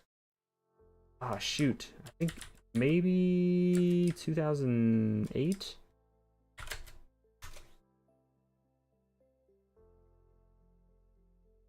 2010. So it was a 4-year gap between those two. And Road to Fortune didn't actually come out until after Dead Rising 2 came out. Like, how much of my childhood is this? So in 2006, I was 11. And then Dead Rising 2 comes out, and I'm like 15, almost 15. Almost 15? Yeah. So I think I was 10 and 14, I guess. So it's a pretty good chunk of my childhood, honestly. And so I could see, I believe Dead Rising 3 comes out in 2013. That's right as I'm gonna be graduating. So yeah, it's a pretty big portion, I would say. But personally, I recommend it. But going off of just base game of Dead Rising 1 and Dead Rising 2, and comparing Frank and Chuck, personally, I would just say Frank gets so much more like character development. He becomes kind of a shithead into like the savior of everything, because if it wasn't for him, which you'll find out if you go and watch FL's playthrough of it, but if it wasn't for him, the zombie virus would have been just spread worldwide. And so he becomes someone who goes in and is, like I said, kind of a sleazy dude, just trying to like get good shots and things for his story, to someone who has to essentially save the world. Am I a real crip? I'm not. I'm sorry. I'm not. What's up? What's up, Lawrence? Welcome. So, yeah, that is that's kind of the main, like the main differences between those two. You do get more character development with Chuck in Dead Rising 3. So you get, All right, I'm back. like, you get more information in Dead Rising 3, and like comparatively, Nick is probably like the least developed character, even though technically Nick is the one who pretty much saves the most people because of what happens with him. But in terms of like being a interesting character, I would say Nick really isn't. Yeah, Nick, when I played 3, which is you. Me. I never really actually cared for his character at like any point. No. Like he's a really weird character. Like he's not like He's also the strongest character in the series because he can punch a zombie and it can go like 80 feet. Even further. They like fly off the map. It's kind of ridiculous. So you can't even like see where they go. Yeah, like de-render. Yeah, Dead Rising 3 would bring in like a lot of different mechanics that made it like, it changed it from, I guess, what I would consider a survival horror. Kind of. Like, I don't really know what genre I put Dead Rising into. But survival horror is it's probably that's its main genre, but it's obviously like a different take on the genre. Either of you say this game influenced you to be into video games? That's a good question. No, I mean, I was into video games before it. I just it was just a franchise that really stood out. And it was kind of my, because like I'm not like the only zombie games that I really ever liked. Like Dead Rising kind of shaped my zombie game interest to where there was a lot of other zombie games I didn't really like because they weren't more like it. Like, which is one of the reasons why I actually didn't mind Dead Island when it came out, because it still had that like, you like pick up like you obviously couldn't pick up anything and use it, but you could like pick up like random pieces of wood on the ground and start beating zombies up. It had like the more comedic side to everything. Yeah. So that was like kind of the zombie games that I did end up liking because of Dead Rising. Although Resident Evil is also another one, which is different, but Resident Evil goes more into bioterrorism than just zombies. Yeah, and it's definitely more of like, it leans more into horror than it does, like it's meant to be scary. Whereas Dead Rising really, I don't know if it's really meant to be scary. No, it doesn't. Feels really more as a like joke. Yeah, I wouldn't necessarily say it like influenced me to be into video games. It just, I think it made me be interested in like zombie games, zombie stuff, zombies. Like, to me, it set a bar.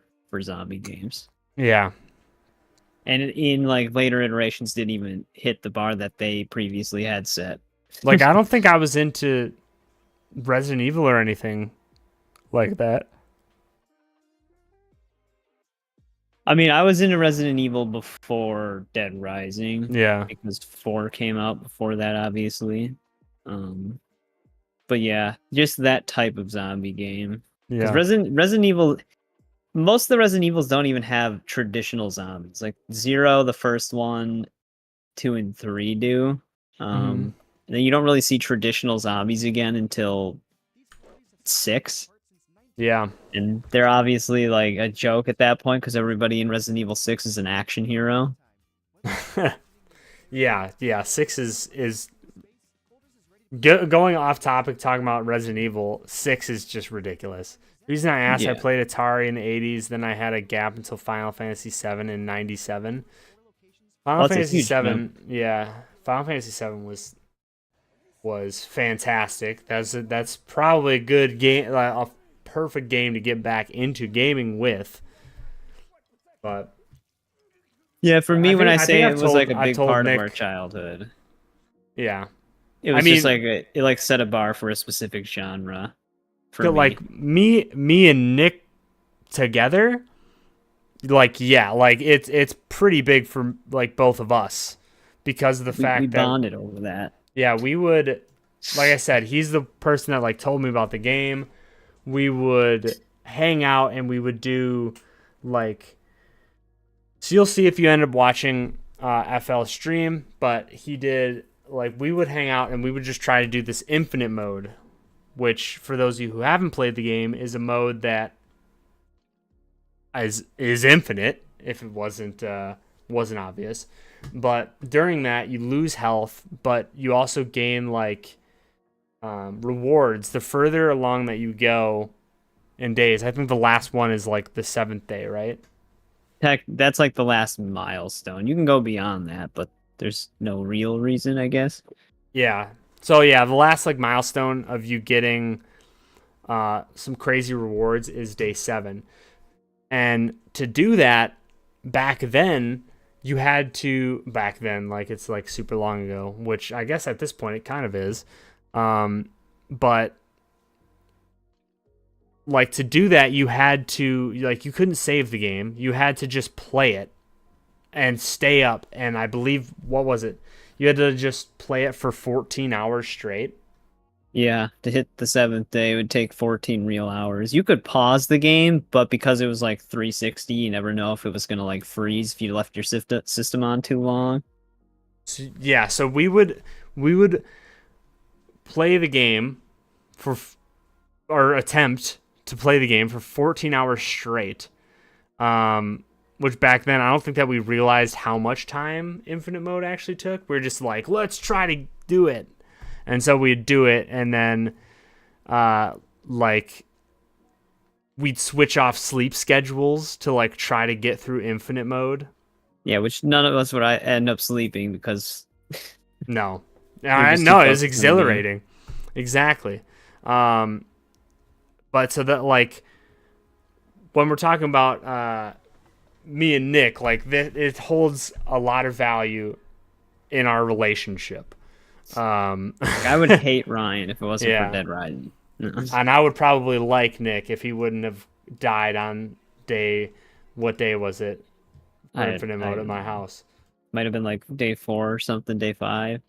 That was funny because that was on your save. We ended up doing it on my save. Yeah, so I never actually beat Infinite Mode. Yeah, well, no, it had to have been day 4 because you never got the lightsaber. Because day 5 that's the reward for that. And that's the good one. Yeah, that's like the only one that's worth it, unless you want a pair of boxers for day 7. Eric said that my childhood was Pong and then Pac-Man. Well, I guess it's just like a part of crazy. My child. Like I was like, I think I was like 13 when it came out, so I wasn't like a little kid, but yeah, I was just saying I was probably 10 when Dead Rising 1 came out, but like when we were doing this was probably, I mean, we would sit there and we'd try to play it, I think at least for like a couple of years after that. Yeah, no, I mean, we would try that. Because we also like we hunted the PP stickers without like looking up guides. We tried to find like a bunch of secrets. We never knew how to get into that one room in Leisure Park. It's like that one Yeah, the random building. square. Yeah, and then we figured it out because you have to get like knocked out by the cultists and they take you in there. Yeah, I mean, yeah, Oh. it was just a lot of us just It was like Oblivion for us playing it. too.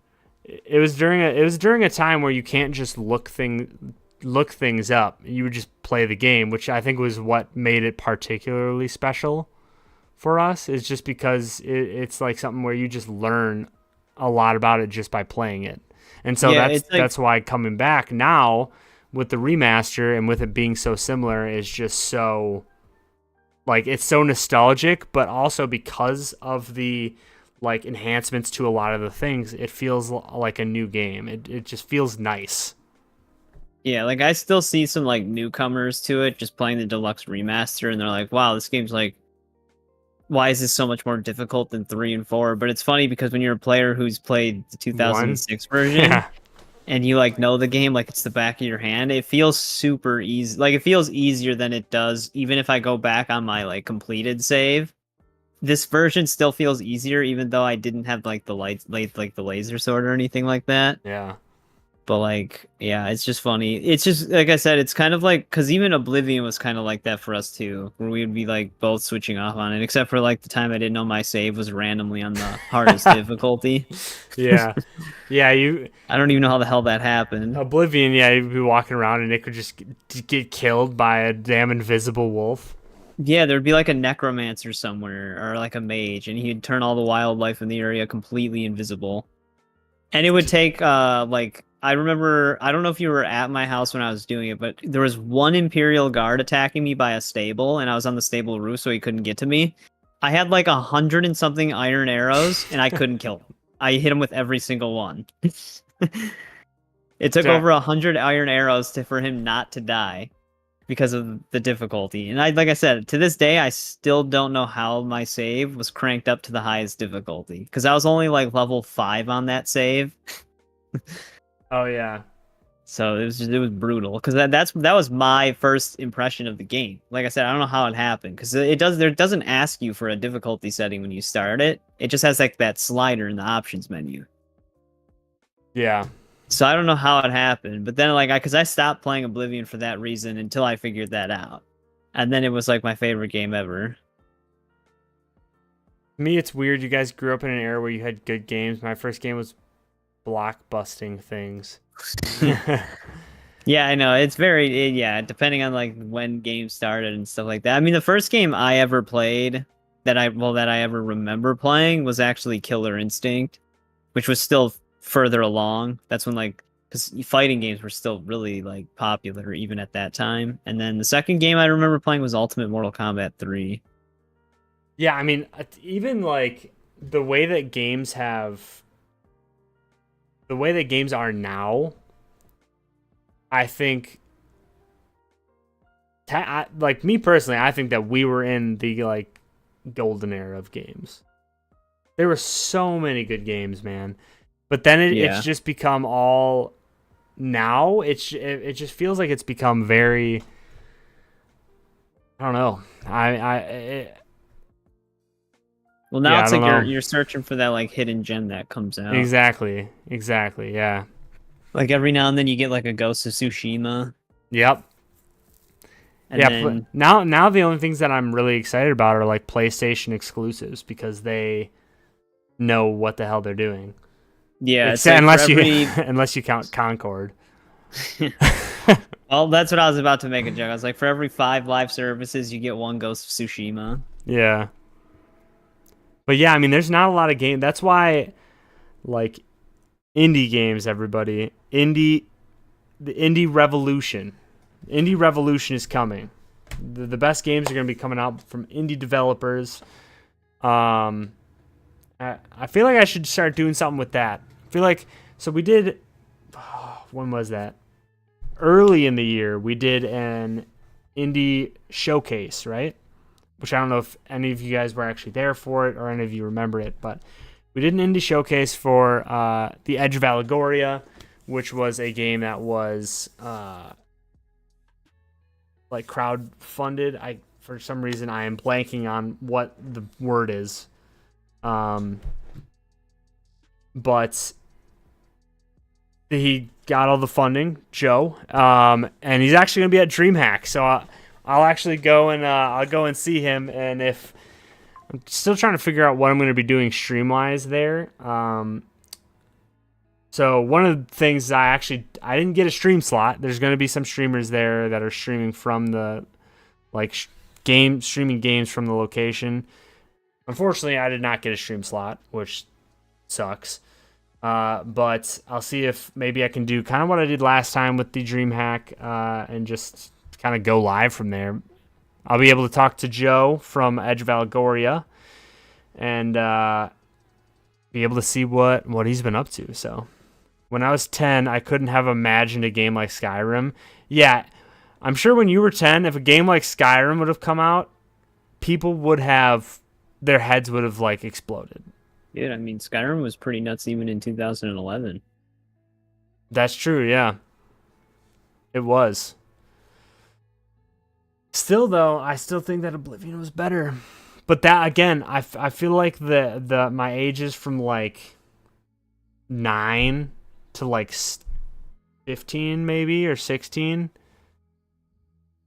would have been... Those are, like, the nostalgia years for me, where it's like all of these games were the greatest. Because I'm sure during that time is when Fallout came out. We had I'm assuming Saints during that. I think Saints came out in 2006, didn't it? First one, I think it did, yeah. Could have been the same year as Dead Rising. Fallout 3 was 2008. Dude, yeah, so it is during that time. Dude. Yeah. I did not realize, number one, for some reason I did not put together that Saints Row and Dead Rising came out in the same damn year. That is insane. Yeah. Like, those are two amazing games, new IPs that launched. They were the same month too. Really? Yeah. Launched. They both came out in August. Decade plus long franchises. I mean, even more potentially depending on how long Dead Rising goes for. We'll see about Saints Row just because of all the stuff with that, but well, like I'm okay with Dead Rising not getting like a 5th one possibly if they just reboot it, but I really hope they do a digital or a deluxe remaster for 2. Another thing about Dead Rising I will talk about. I feel like a lot of people don't know. Like the majority of people who were Dead Rising fans don't know, which there's a lot of things, but you bringing that up, like the future of Dead Rising. So, 4, I don't know if we actually talked about this, but 4 was originally supposed to be a reboot of the series. You mentioned that when we were just talking. Yeah. Oh, like not on your stream? Dude, I think it was after I stopped streaming. Okay. Well, 4 was originally supposed to be a reboot of the series. Why they didn't do that, I don't know. But they decided to follow Frank West, going back to Willamette, which, I mean, seems like it would be a reboot, right? Yeah. But, yeah, they decided to instead just make it Dead Rising 4 and have Frank go back to Willamette, essentially like rendering everything that Nick did completely useless. Yeah. Dead Rising Nick, not me. Yeah. If it was me who did it, it would be useful. Yeah. Fine, Oblivion. My point is that a game like that was so beyond some tank battle game on Atari. Yeah, oh yeah. That's what I'm saying, Eric. Those tank battle games kept tank controls around for a while still. Yeah. Yeah, Eric, yeah. No, I mean any game that would have came out like during that time, I'm sure like modern day would have blown people's minds. That would be insane. That would be crazy. Yeah, Dead Rising 4 story, like they technically end everything that they really needed to end in Dead Rising 3. Yeah.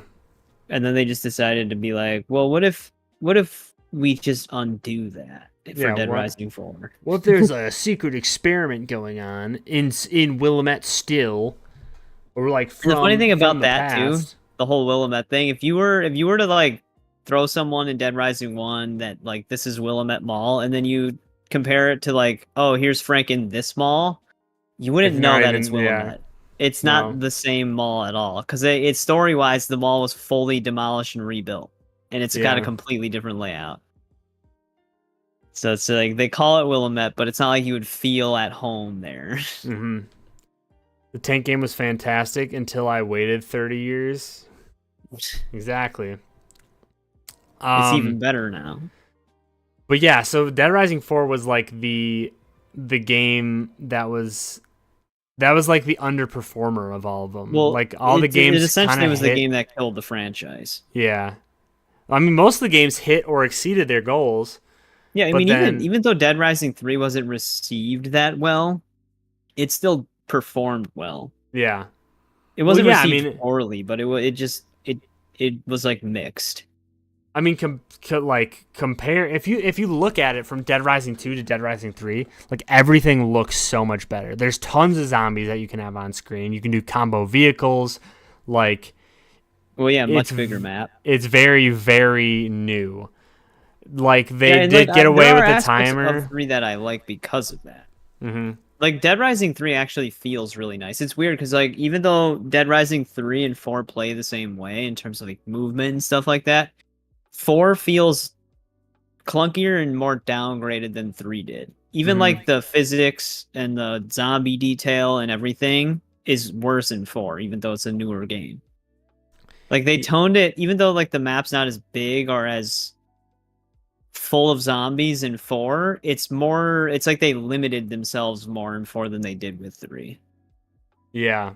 Yeah, Which is weird. 3 see the main problem for me with Dead Rising 3 was the fact that they didn't have like the story. The story wasn't as strong as like Dead Rising and Dead Rising 2. And I still think that Dead Rising 1's story, protagonist, everything was way better. Even at the time, Dead Rising 2's like the story of Chuck wasn't really that great until they went into more depth with him in the like other content that they came out with, you know? Yeah, like the one thing with Chuck, because even in 3, Chuck just seems very uninvolved. Mm-hmm. Yeah, and he does make a reappearance in 3. Yeah, very brief one. But his character arc never changes. He's just always the overprotective father. Yeah. That's his whole thing. Nothing else. Except for now he's a criminal. Yeah. In 3. That's true, yeah. Forgot about that. But yeah, in 4, so they bring back Frank. Doesn't look like Frank. Doesn't sound like Frank, but apparently it's Frank West. At like 52 years old, and he looks like Nathan Drake. Franklin Drake-est. Yeah. And so there's just a lot of like things that I think that they did wrong with Dead Rising 4. It would have actually been nice if they would have just done a reboot, to be honest. But playing the game, like I said, the story technically, especially now with 4, they can't really go anywhere with the story anymore. The story is like, yeah, the story in that one is not great. The gameplay is actually very similar to 3, because I played, like, going to get footage and stuff for my video, I played 3 and 4 both. And I'm like, wow, I didn't realize how much 4 feels so much like 3 until I played them back to back. And I'm like, this feels just like 3.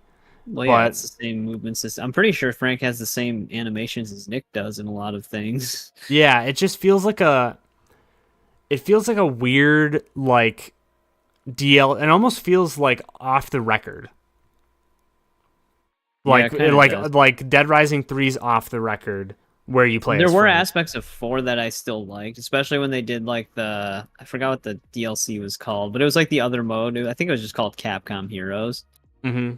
That was actually a pretty creative thing, because if you would wear the outfit of a Capcom hero, you would obtain some of their abilities. So if you'd wear like Dante's outfit from Devil May Cry, you'd get his like sword combo, his pistols. Yeah. That was actually pretty cool. Eric, that's why I like open world games. I went from top-down tank game or Pac-Man to a world where I can be a Viking post-Roman era England. Yeah. I mean, yeah, that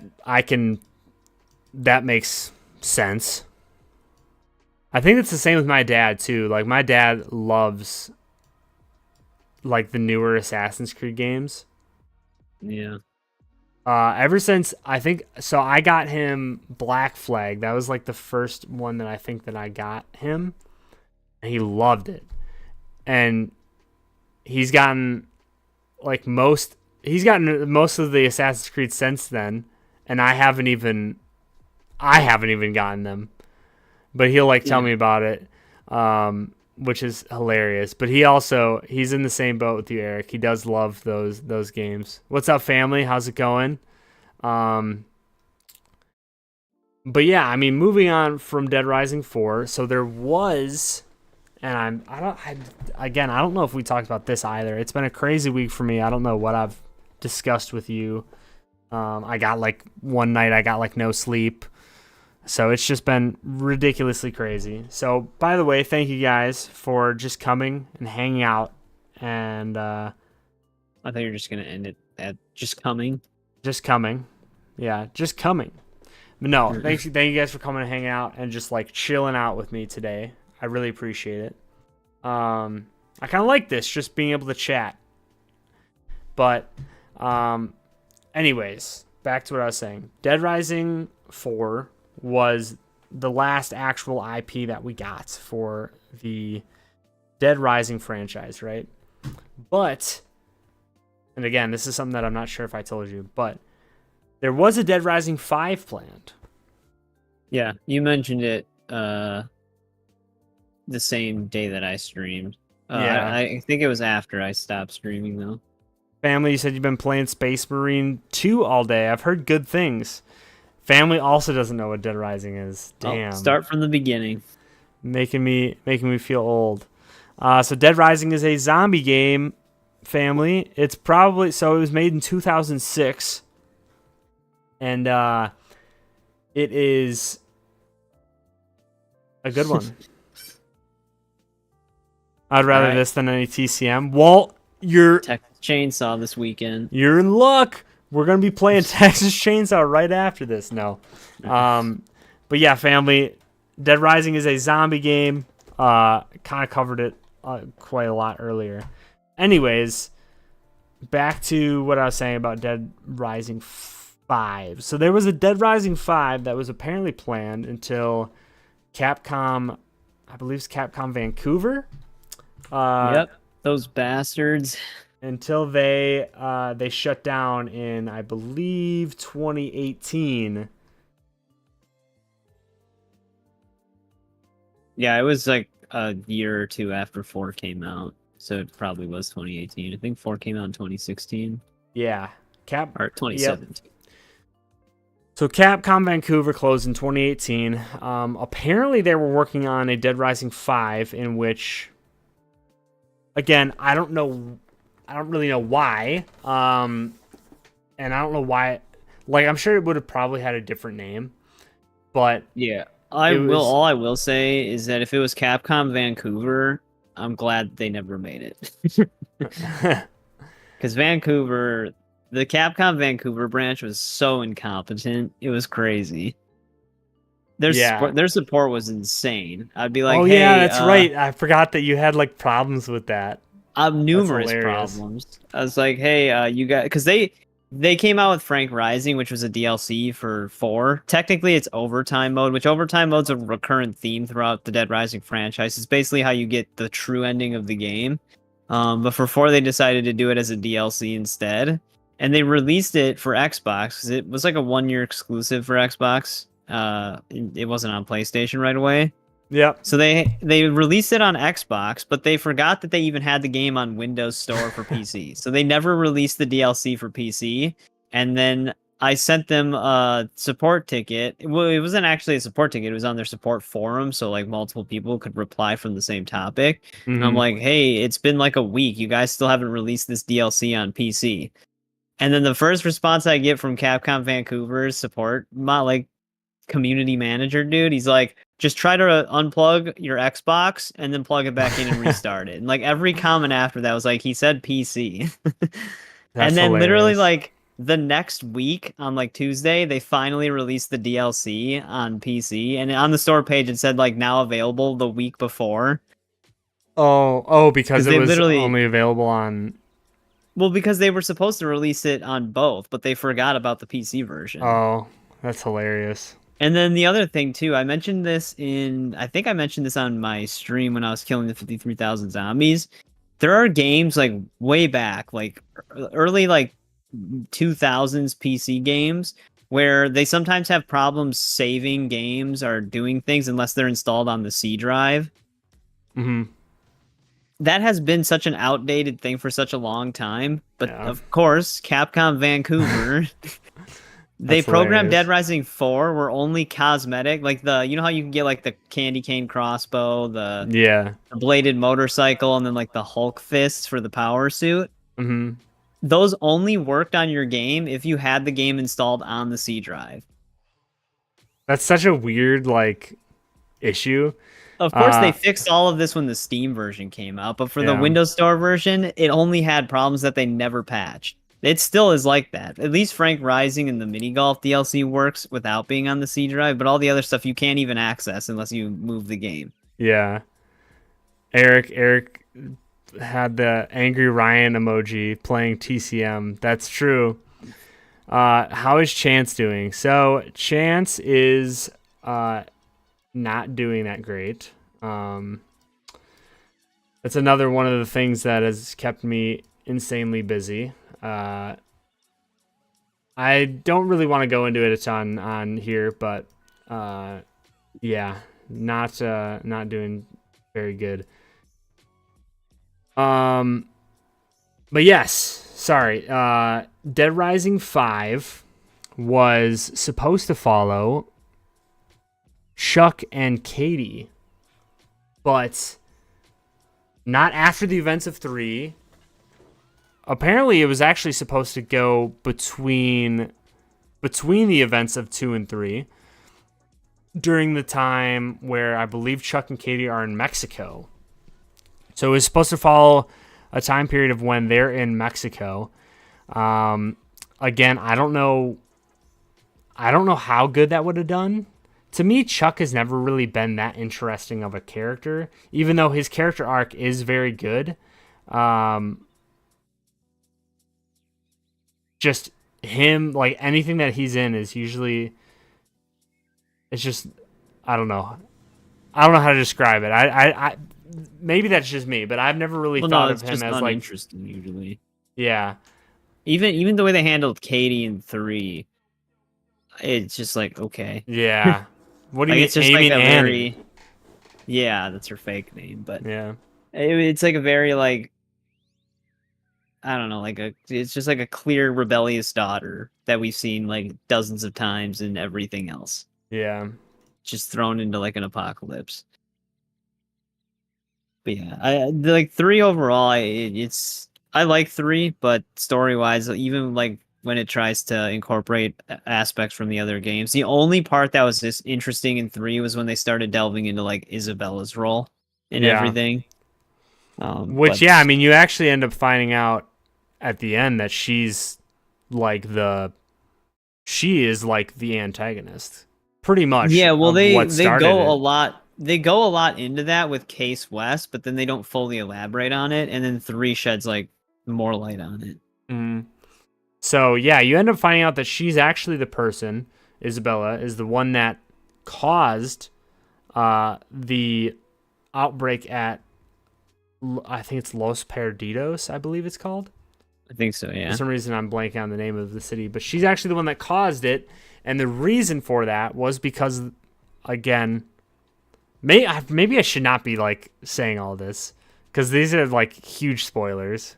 Well, yeah, it's a pretty big spoiler for 3. Well, it's a pretty big spoiler for the entire series if I continue saying what I'm going to be saying. Yeah, I mean, it's Like, a you end up spoiler. finding out, like, me saying that would talk about what, like, it's like something that you wouldn't know from playing the first, because you don't know what started the first. You know what I mean? Yeah, Like, it's a huge... We haven't revealed it, but they do tell you what starts. Yeah. Yeah, no, I know what you're saying, but it's just funny because it doesn't really matter all if that's undone in 4. Yeah. Yeah, but anyways, yeah. So Isabella is... I'm not... Yeah, maybe I shouldn't go into, like... I mean, it's a pretty big I'll be story for the playing whole through series. all of them after I finish 1, so... Story's been out for years. These aren't spoilers. I mean, that is true, but... I think talking about it is a little different than seeing it. Like I said, I'll be eventually playing through 3 soon, once I get through 0, 2, and Case West. See, if this was something to where I wasn't... if the Deluxe Remaster hadn't just come out, I would go into more detail with it. But Isabella is a pretty large character in the first one. In the first game, so, and that I guess that's kind of the cool thing with the entirety of the series is they do kind of all play into each other. Even the fourth one plays into itself, like the series, just in kind of a stupid way, in my opinion. But it does play into it. First.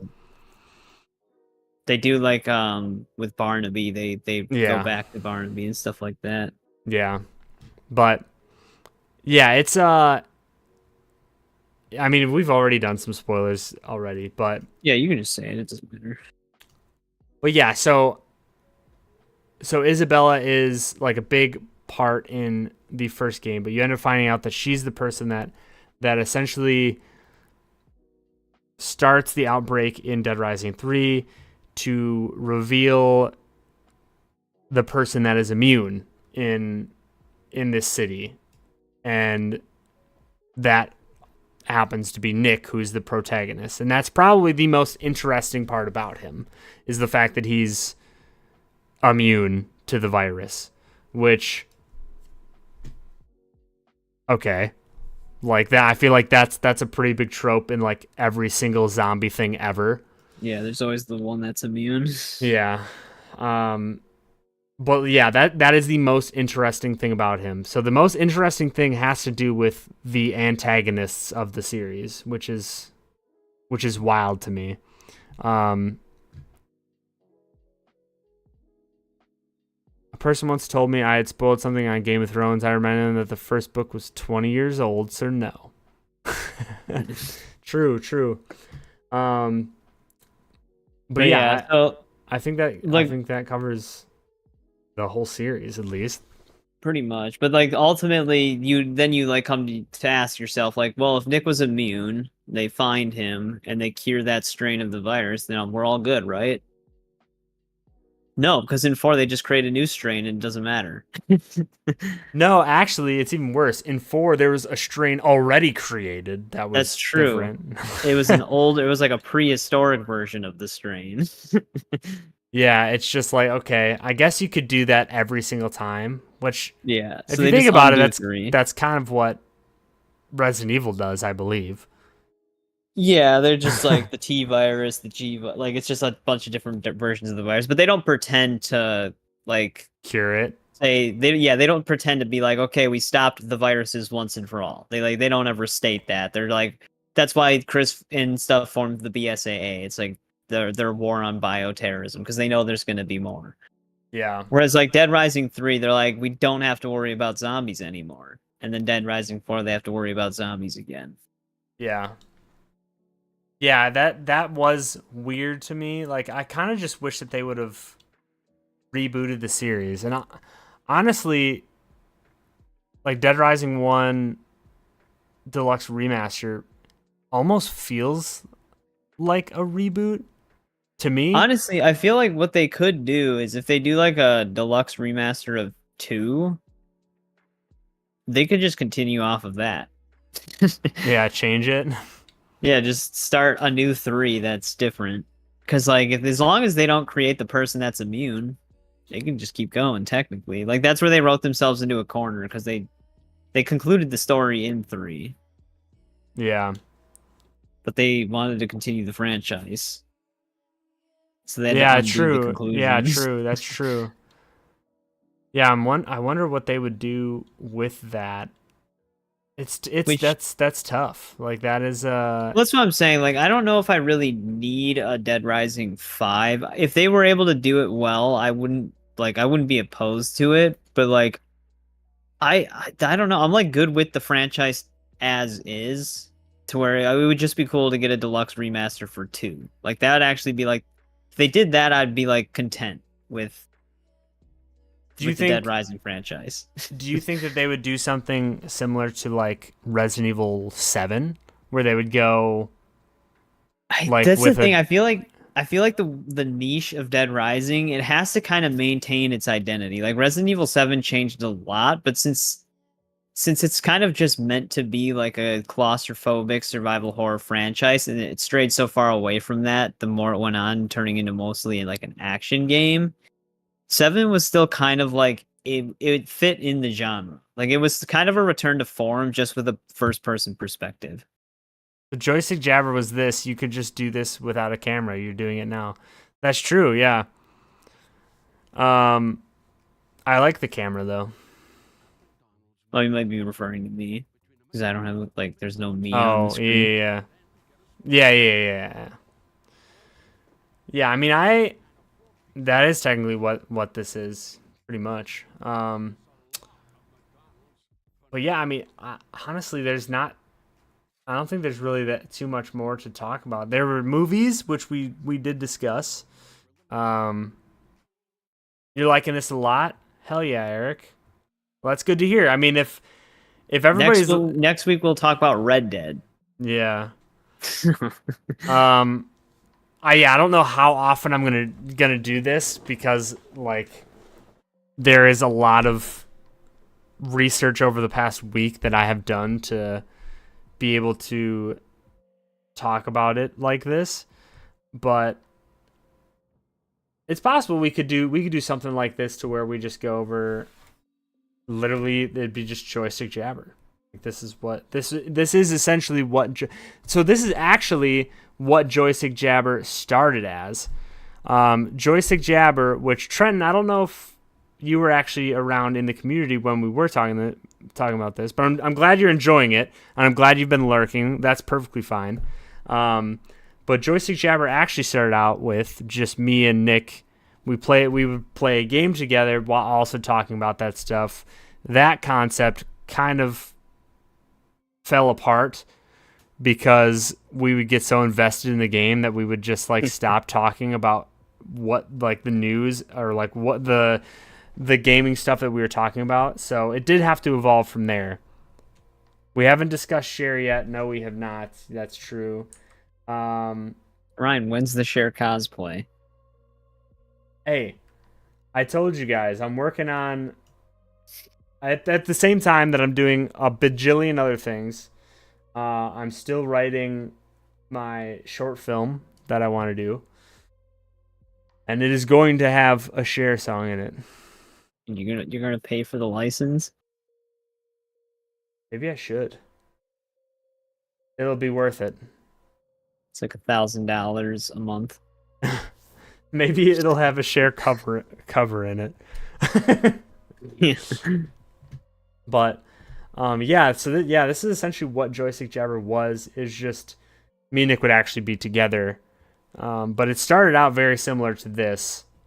Just we'd get interrupted a lot more because we would also be playing a game while we were doing it. But yeah, one of them we were playing Police Simulator co-op. Yeah, that was the other ones. We would be playing completely two separate games. Yeah, you would be on like WWE, and I would just be doing like challenge mode on Arkham Knight. And yeah, so that concept got thrown out pretty early.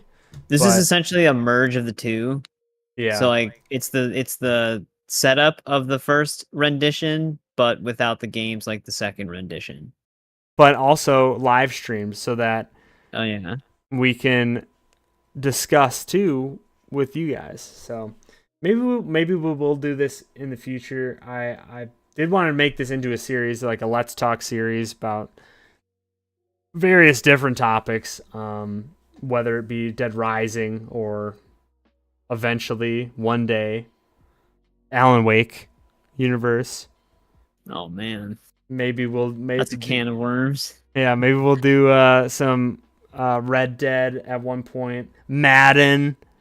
Yeah. So Madden, over the years, it's devolved, and then they've been reselling us old mechanics as new mechanics, and that's pretty much the whole story. Over the years since about 2012, it's been the exact same game every single year, just with the new characters that you can just get instead. Yeah.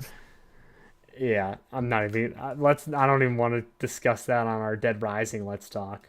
But Yeah. yeah, Alan maybe Wake would be a weird one because that's like even if you know a lot about Alan Wake, you still can't really come to like a conclusion as to what the hell's even going on. I think that is the most fun because we get to speculate. Eric said mostly they would talk and us viewers would try to identify Nick's figures. There was a point where we did spotlight at least one of the figures. I was talking to Nick when we were doing this. I was like, we should do a thing where we spotlight at least one of your figures every single episode. But I don't think we didn't end up doing that. I don't think the camera was high enough to find Waldo. It would take forever. Yeah, we should just put. Yeah, we should have had it to where people have to find Waldo, the Waldo that you had every single like episode. That would have been hilarious. Anyways, yeah, I mean, I think that's about it in terms of some Dead Rising talk. It's about 9:30 here.